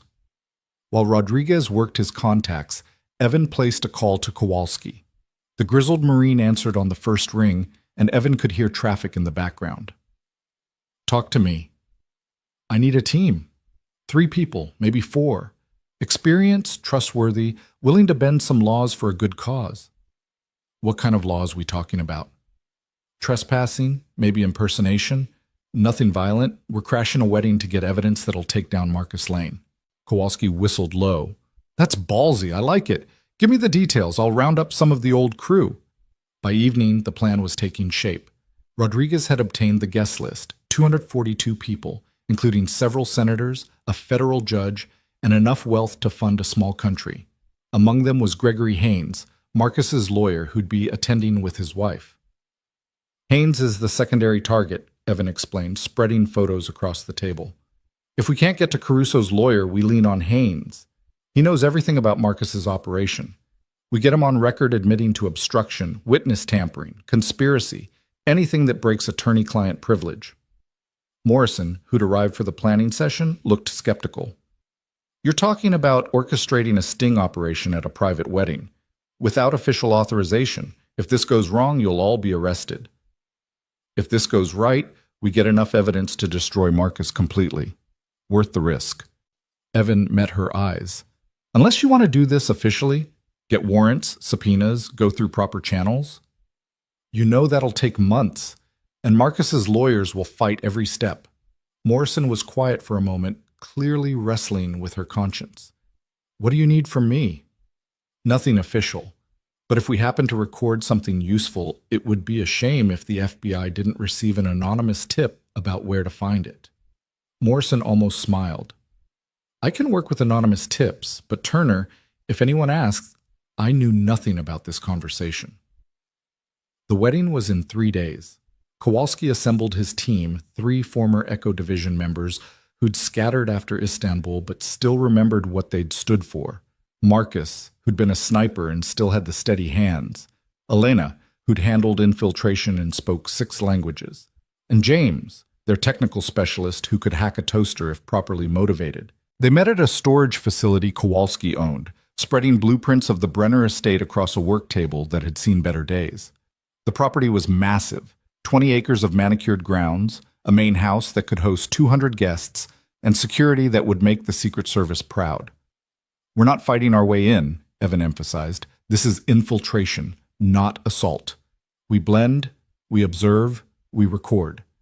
When we have what we need, we extract. Clean, quiet, professional. Marcus, the former sniper, pointed to the estate's perimeter. Security cameras every 50 feet, motion sensors on all access points, and Marcus's personal detail will be sweeping constantly for threats. So we don't come in as threats. We come in as guests. Evan pulled up the profiles Rodriguez had compiled. There are 6 couples on the guest list who RSVP'd yes, but have never met the Brenners personally. Business associates, political connections, the kind of people who get invited for appearances. We pick 2 couples, intercept them before they arrive, and take their place. Elena raised an eyebrow. Intercept how? We're not kidnapping wedding guests. We're convincing them that attending would be a bad idea. Evan allowed himself a cold smile. Flat tire, food poisoning, family emergency. Whatever it takes to keep them home. Then we use their invitations to walk right through the front door. The plan was risky, relying on timing and luck in equal measure. But it was also their best shot at getting close to Caruso's lawyer without triggering Marcus's security protocols. And Evan had learned long ago that sometimes the boldest move was the safest one, because nobody expected you to be that brazen. James handled the technical aspects, creating fake IDs that matched the couples they'd be replacing. Elena worked on mannerisms and backstory, drilling everyone on the details that would make their cover convincing. Marcus scouted the venue, identifying exit routes and defensive positions in case things went sideways, and Evan prepared himself mentally for what was coming. This wasn't combat. This was infiltration, manipulation, social engineering, a different kind of warfare, one that required him to be charming instead of lethal. He wasn't sure which made him more uncomfortable. The night before the wedding, Morrison pulled Evan aside. I got the custody evaluation results. Evan's heart stopped. And? Mixed. The psychologist says Sophie is traumatized but bonded strongly to you. Recommends reunification but with therapy and monitoring. Morrison's expression was cautious. The problem is Marcus's lawyers are spinning the trauma angle, saying you exposed her to violence, that she witnessed you kill multiple people, that the psychological damage is your fault. She witnessed me protecting her from the men Marcus sent. That's not the same thing. Legally, it might be. The judge is concerned. There's a hearing scheduled for the day after tomorrow. You need to be there, need to testify, need to convince her that Sophie belongs with you. Morrison's voice softened. But Evan, if this wedding operation goes wrong, if you're arrested or implicated in anything illegal, that hearing becomes automatic. You'll lose custody permanently. Then I won't get caught. That's not as reassuring as you think it is. Morrison handed him a folder. This is everything I can give you without compromising my position. Security layout, guest list with annotations, and a recording device that's small enough to hide but good enough to hold up in court. Use it wisely. The wedding day arrived with perfect weather. Sunny, 75 degrees, the kind of day that made bad deeds feel almost sacrilegious. Evan dressed in the expensive suit Elena had procured, feeling like an imposter in the tailored fabric. Beside him, Clara wore an elegant dress that made her look like she belonged among the wealthy elite, which technically she did. They decided Clara should be the one to accompany him. Her face was known in these circles, which was risky, but it also provided authenticity. People would accept her presence more readily than a complete stranger's. "Ready?" Evan asked as they approached the estate gates in a rented luxury sedan. Clara's hands were shaking slightly, but her voice was steady. "Let's finish this." The security checkpoint was professional but not paranoid. Their fake IDs passed inspection, the invitations were scanned and approved, and within minutes they were through the gates and parking among a fleet of vehicles that collectively cost more than most people earned in a lifetime. The main house was elegant chaos, guests mingling on the veranda, champagne flowing, string quartet playing something classical that Evan didn't recognize. He scanned the crowd automatically, cataloging faces, looking for threats. Marcus's security detail was obvious if you knew what to look for. 6 men in suits, positioned at strategic points, radio earpieces barely visible. And there, holding court near the bar, was Marcus Lane himself.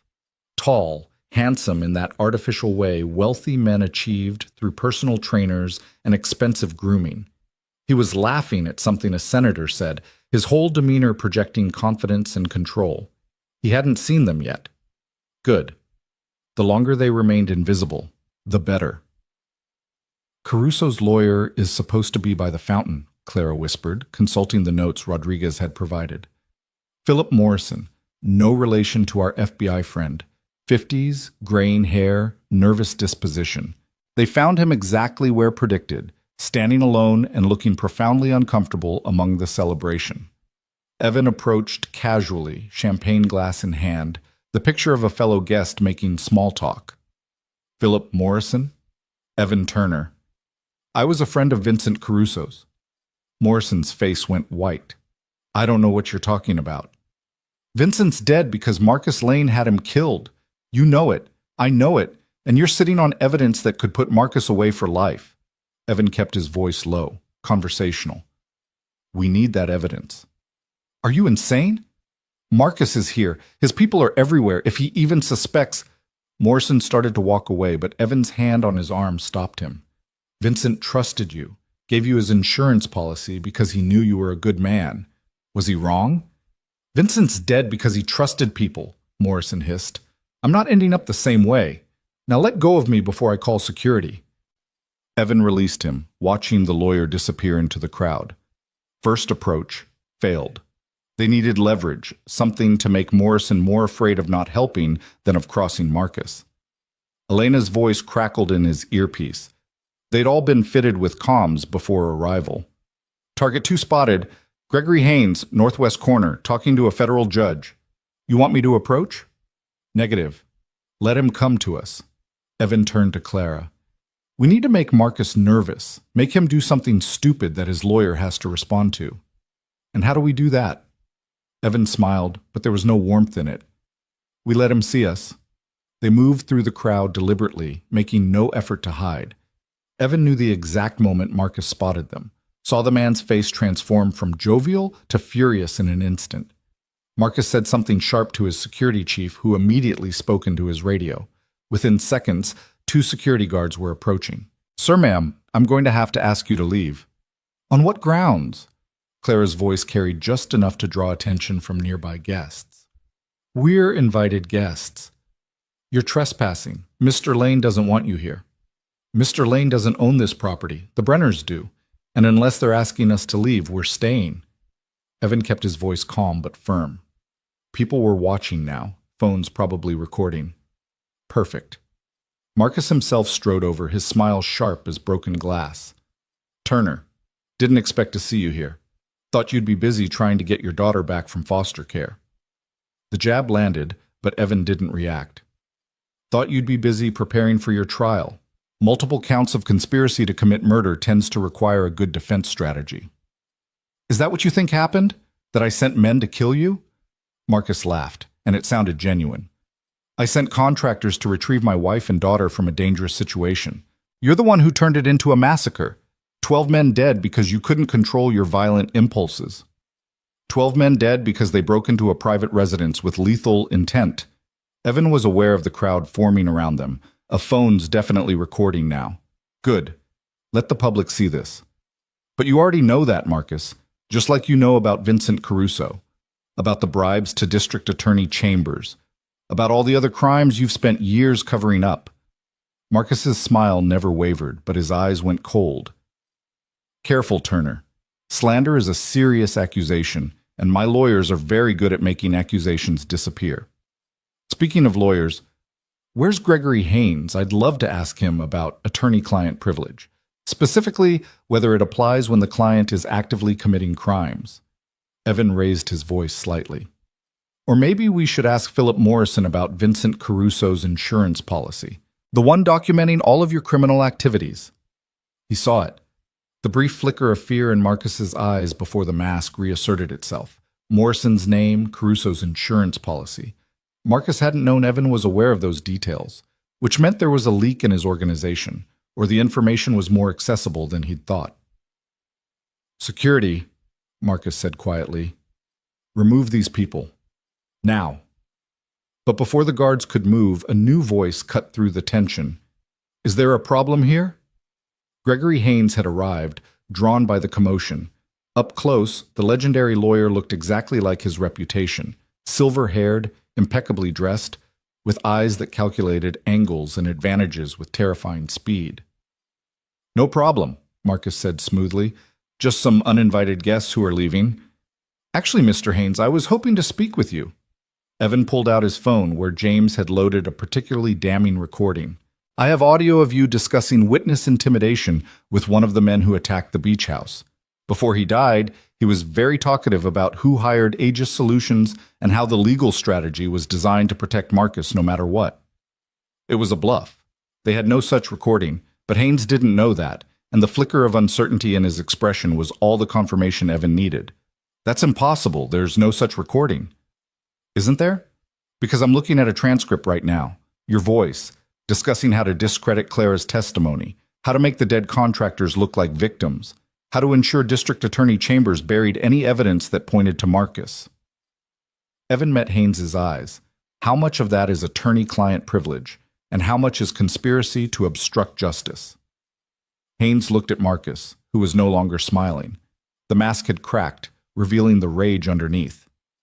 This is harassment. I want them arrested. On what charge? Clara stepped forward, her voice carrying across the gathered crowd. Telling the truth? Marcus, everyone here knows what you are, a bully who uses money and violence to get what he wants. But you made a mistake when you came after my daughter, when you tried to hurt Evan and Sophie. Because now we're not scared anymore. We're angry, and we're not stopping until you're behind bars where you belong. The crowd was murmuring now, phones recording every word. This was exactly what Marcus hated. Public scrutiny, his reputation being challenged in front of his peers. Evan watched the calculation happening behind the man's eyes, watched him decide that the cost of making a scene was higher than the cost of letting it go. Enjoy your freedom while it lasts, Marcus said quietly, because when I'm done with you, you'll have nothing. No daughter, no reputation, no life. I'm going to destroy you so completely that people will forget you ever existed. You're welcome to try. Evan's voice was ice. But fair warning, every person you've bribed, every crime you've committed, every skeleton you've hidden, I'm going to drag it all into the light. And when I'm done, you won't have enough friends or money to save you. Marcus turned and walked away, his security detail forming a protective barrier. But the damage was done. The crowd had heard everything. Phones had recorded everything. By tonight, it would be on social media, news sites, everywhere. And in the chaos of the confrontation, nobody noticed Philip Morrison slip away from the fountain and disappear into the house. Elena's voice in Evan's earpiece. Morrison's moving. Second floor, east wing. I'm following. Evan and Clara extracted themselves from the crowd, making their way inside. The house was massive, and finding one lawyer in the maze of rooms would be impossible without guidance. Fortunately, Elena was very good at her job. They found Morrison in a study, frantically making a phone call. He looked up as they entered, his face a mask of terror. I'm calling the police. Good. Call them. Tell them you have evidence of Marcus Lane's crimes and you're ready to turn it over. Evan closed the door behind them. Or keep protecting a murderer and spend the rest of your life wondering when he'll decide you're a liability. Morrison's hand was shaking so badly, he almost dropped the phone. You don't understand. Marcus has people everywhere. Police, judges, prosecutors. I turn over that evidence. I'm dead within a week. Then we protect you. FBI protection, witness security, everything you need to stay alive. Clara moved closer, her voice gentle. Vincent Caruso trusted you with his legacy. Honor that trust. Help us stop the man who killed him. Vincent's dead because he trusted people. Vincent's dead because Marcus Lane is a monster who kills anyone who threatens him, Evan said flatly. But here's the thing, Morrison, you're already a threat.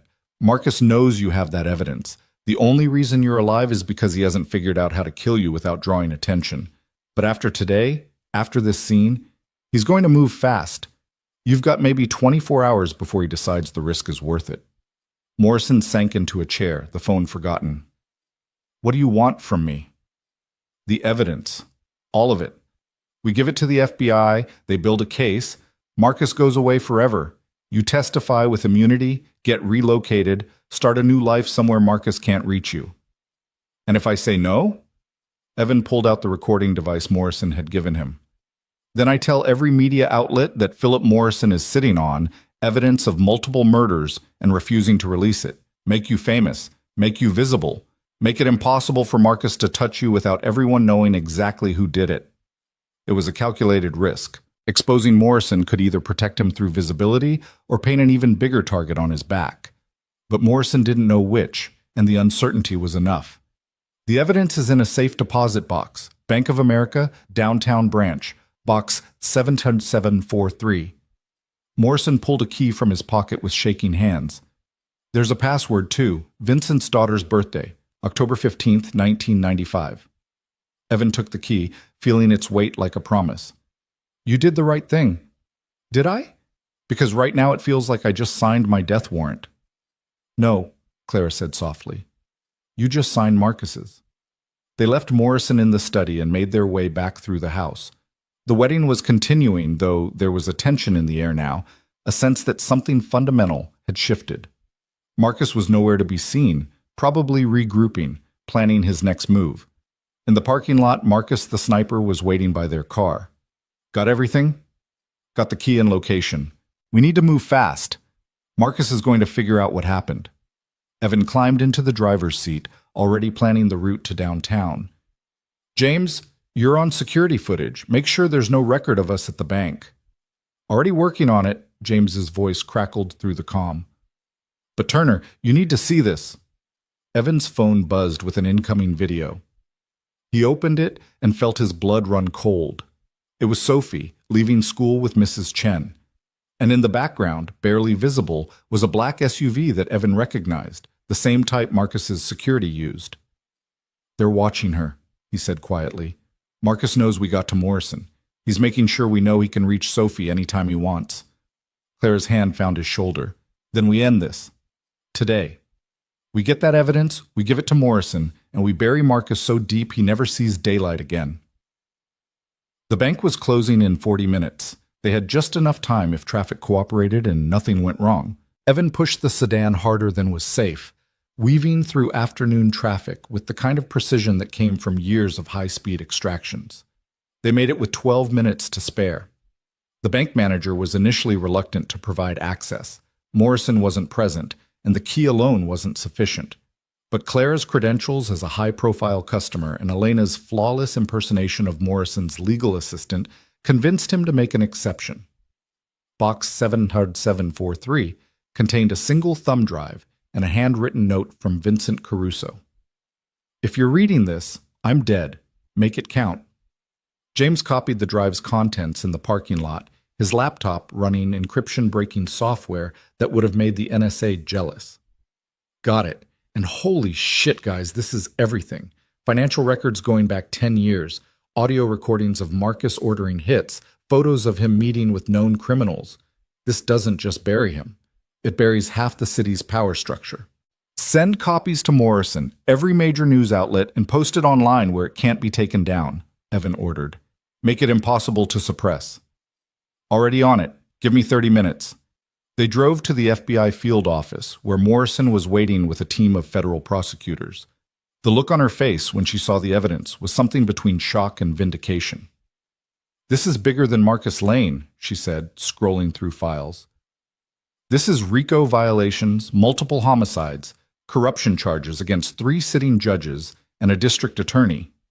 Turner, you just handed us the case of the decade. I just want my daughter back. Morrison looked up at him, and her expression softened. The custody hearing is tomorrow morning. With this evidence, with Marcus about to be arrested, I think you've got a very strong case. But Evan, you need to understand, Sophie went through trauma, real trauma. Getting custody back is just the first step. She's going to need therapy, time, support. I know, and I'll give her whatever she needs. But she needs her father, too. She needs to know I didn't abandon her. You didn't abandon her. You protected her. There's a difference. Morrison handed him a folder. This is the custody evaluation, unredacted. The psychologist's recommendation is for immediate reunification with therapeutic oversight. Show this to the judge tomorrow. Tell your story. You'll get her back.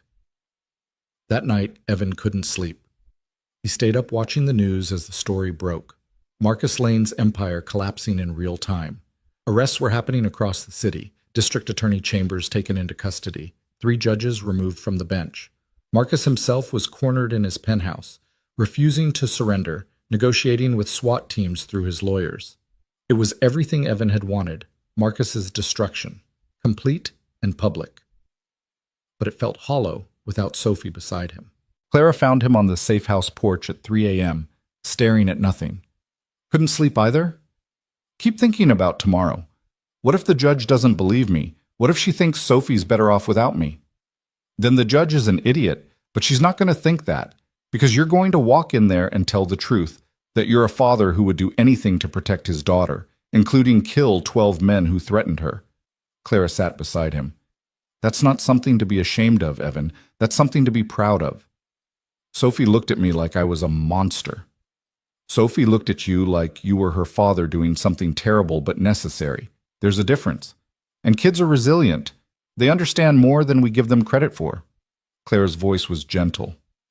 Lila asked me yesterday if you were a bad man. You know what I told her? What?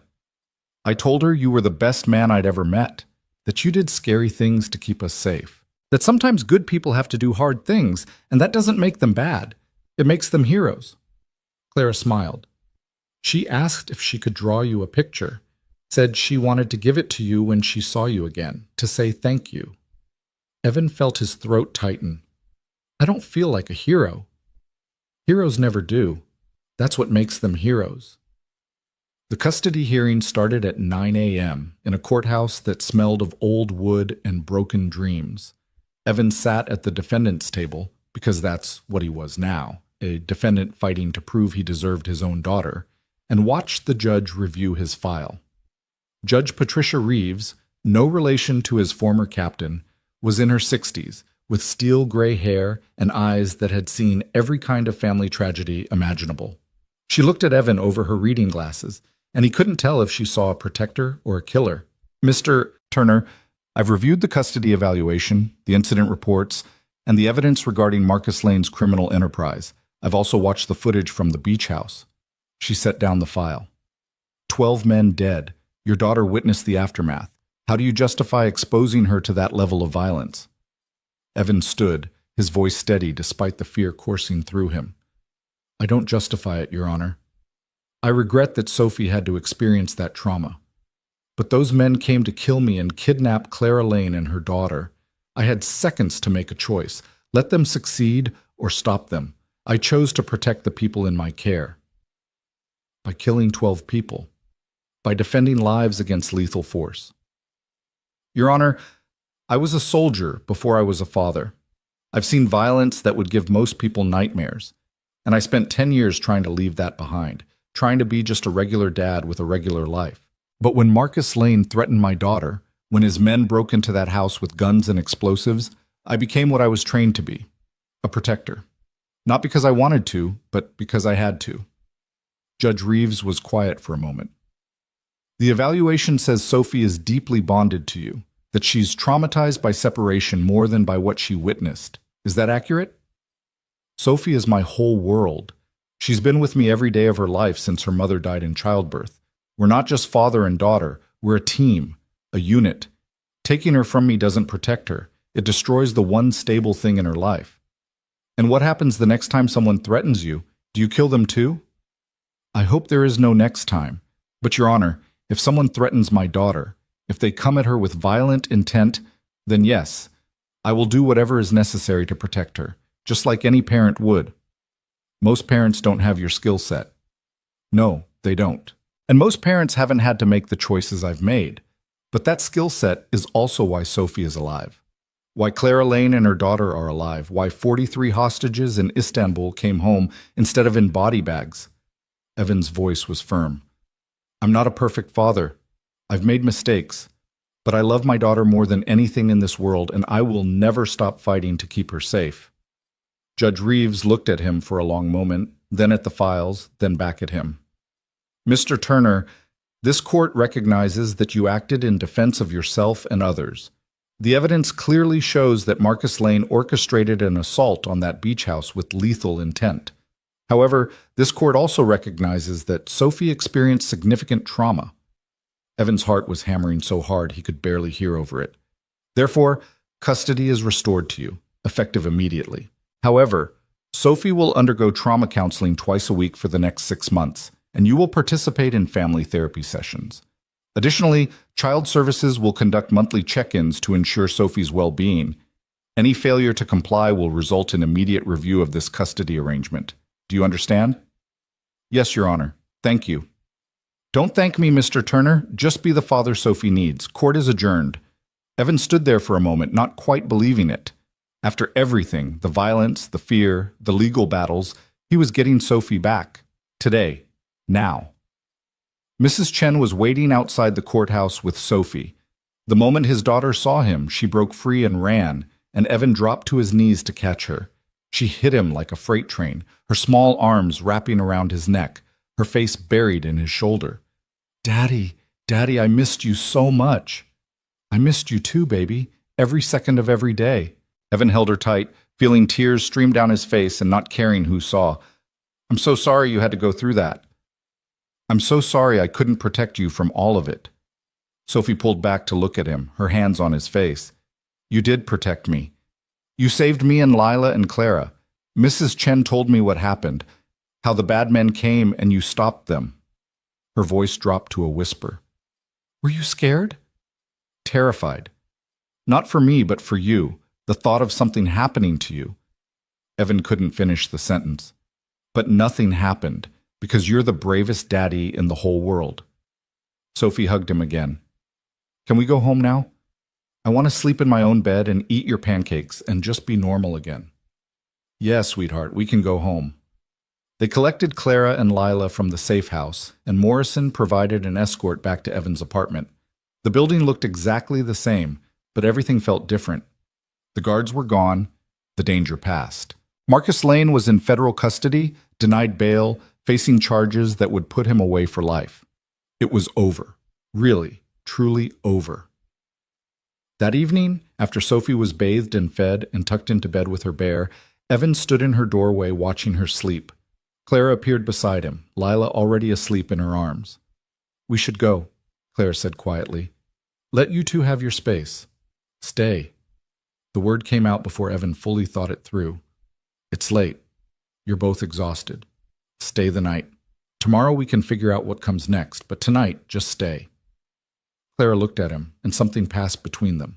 Understanding, maybe, or recognition of what they'd been through together. Okay, we'll stay. They put Lila in the spare bedroom, and Clara took the couch despite Evan's protests. He tried to sleep, but couldn't, his mind still processing everything that had happened. So he made coffee and found Clara already awake in the kitchen. Can't turn your brain off either? She asked. Something like that.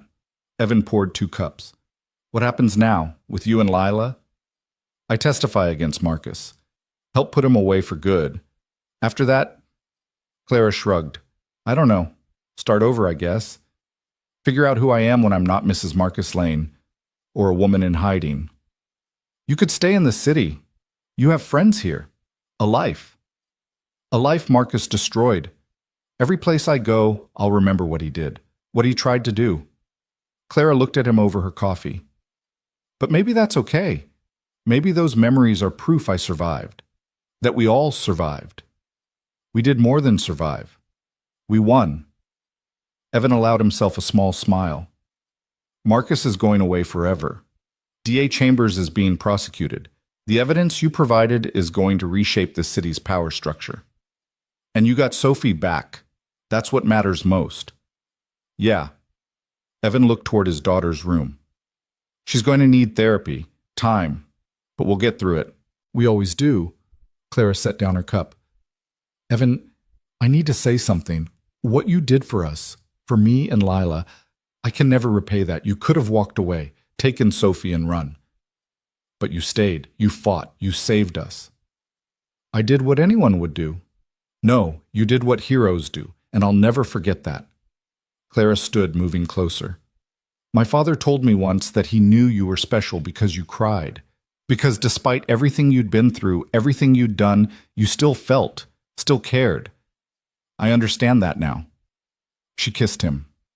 Just briefly, just a touch of lips that carried gratitude and possibility and the beginning of something neither of them had been looking for. When she pulled back, Evan's heart was hammering for entirely different reasons than combat. Clara, don't overthink it. Don't make it complicated, she smiled. We've both been through hell. We've both got damage and trauma and healing to do. But maybe, when the dust settles, when things are normal again, we figure out what this could be. I'd like that. Me too. Clara squeezed his hand. But right now we just focus on the kids, on Sophie and Lila, on making sure they grow up feeling safe and loved. Everything else can wait. Everything else can wait, Evan agreed. 3 weeks later, Marcus Lane's trial began. It lasted 14 days, and the verdict was never in doubt. Guilty on all counts: conspiracy to commit murder, racketeering, witness tampering, corruption. The judge sentenced him to life in prison without possibility of parole. Evan watched from the gallery as Marcus was led away in chains and felt nothing. No triumph, no satisfaction, just relief that it was over. Sophie's therapy was going well. She had nightmares sometimes, woke up crying and needing reassurance that the bad men were gone. But she was laughing again, playing again, being a kid again. The psychologist said she was resilient, that with time and support she'd recover completely. Lila and Sophie had become inseparable. They had play dates twice a week, sleepovers on weekends.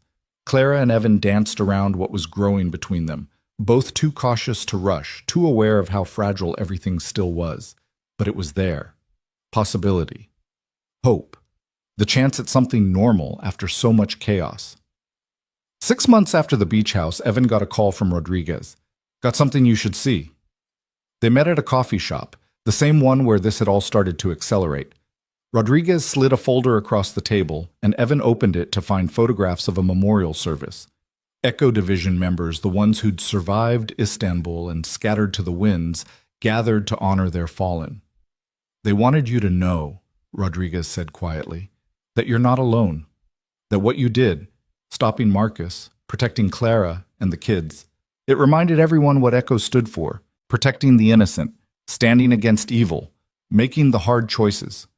Evan looked at the photos, seeing faces he hadn't seen in 10 years, brothers in arms who'd shared the same trauma, carried the same scars. I spent so long thinking I had to leave Echo behind, that being a protector meant being a monster. You're not a monster, you never were. You were just a man doing an impossible job. Rodriguez leaned forward. Captain Reeves would be proud of what you've become, how you used everything he taught you to save lives instead of take them. I took 12 lives, to save 4. That's the math, Turner.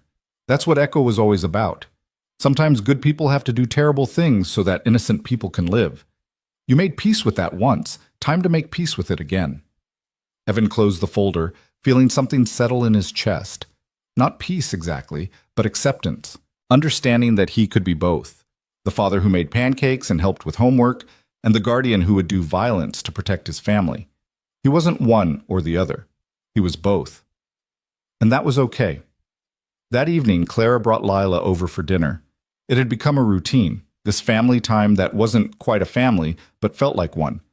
Evan made spaghetti while the girls colored at the kitchen table, and Clara set the table, and for a moment everything was normal.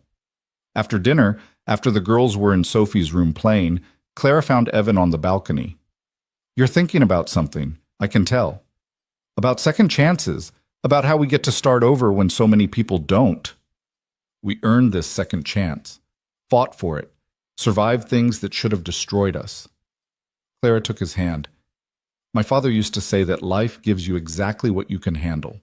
No more, no less.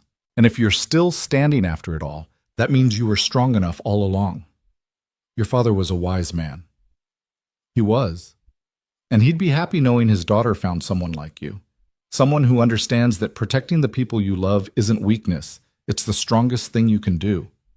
Evan pulled her closer, and they stood there watching the city lights, listening to their daughter's laughter drift through the open door. It wasn't perfect. There were still nightmares, still therapy sessions, still moments when the past rose up to haunt them. But it was real. It was theirs. And after everything they'd been through, that was enough. Sophie appeared at the door, Lila beside her. "Daddy, can Lila stay over tonight, please?" Evan looked at Clara, who nodded. "Sure, kiddo, but that means Clara stays too. We don't leave Lila without her mom." "Yay!" Both girls cheered and disappeared back into the bedroom. Clara raised an eyebrow. "Smooth. Using the kids to convince me to stay. Did it work?" "Maybe." She smiled. "But I'm taking the couch again." "The couch is yours. For now." They both understood what that meant, that eventually when the healing was further along, when the trauma had faded enough to make room for new beginnings, there would be no more couch, no more careful distance, just two people who'd survived hell together and chosen to build something beautiful from the ashes. But that could wait. Tonight was for being present, for appreciating what they had, for watching their daughters play without fear. Evan Turner had been a lot of things in his life. A soldier, a killer, a survivor, a father. And now maybe he was getting the chance to be something new, a man at peace with his past, present in the moment, and hopeful about the future. The Guardian had done his job. The war was over. And somehow, against all odds, everyone he'd sworn to protect had made it through alive. That was enough. That was everything. As night fell over the city, as Sophie and Lila's laughter echoed through the apartment, as Clara's hand found his in the darkness, Evan allowed himself to believe it. They were safe. They were together. They were home. And maybe, just maybe, that meant the story had a happy ending after all.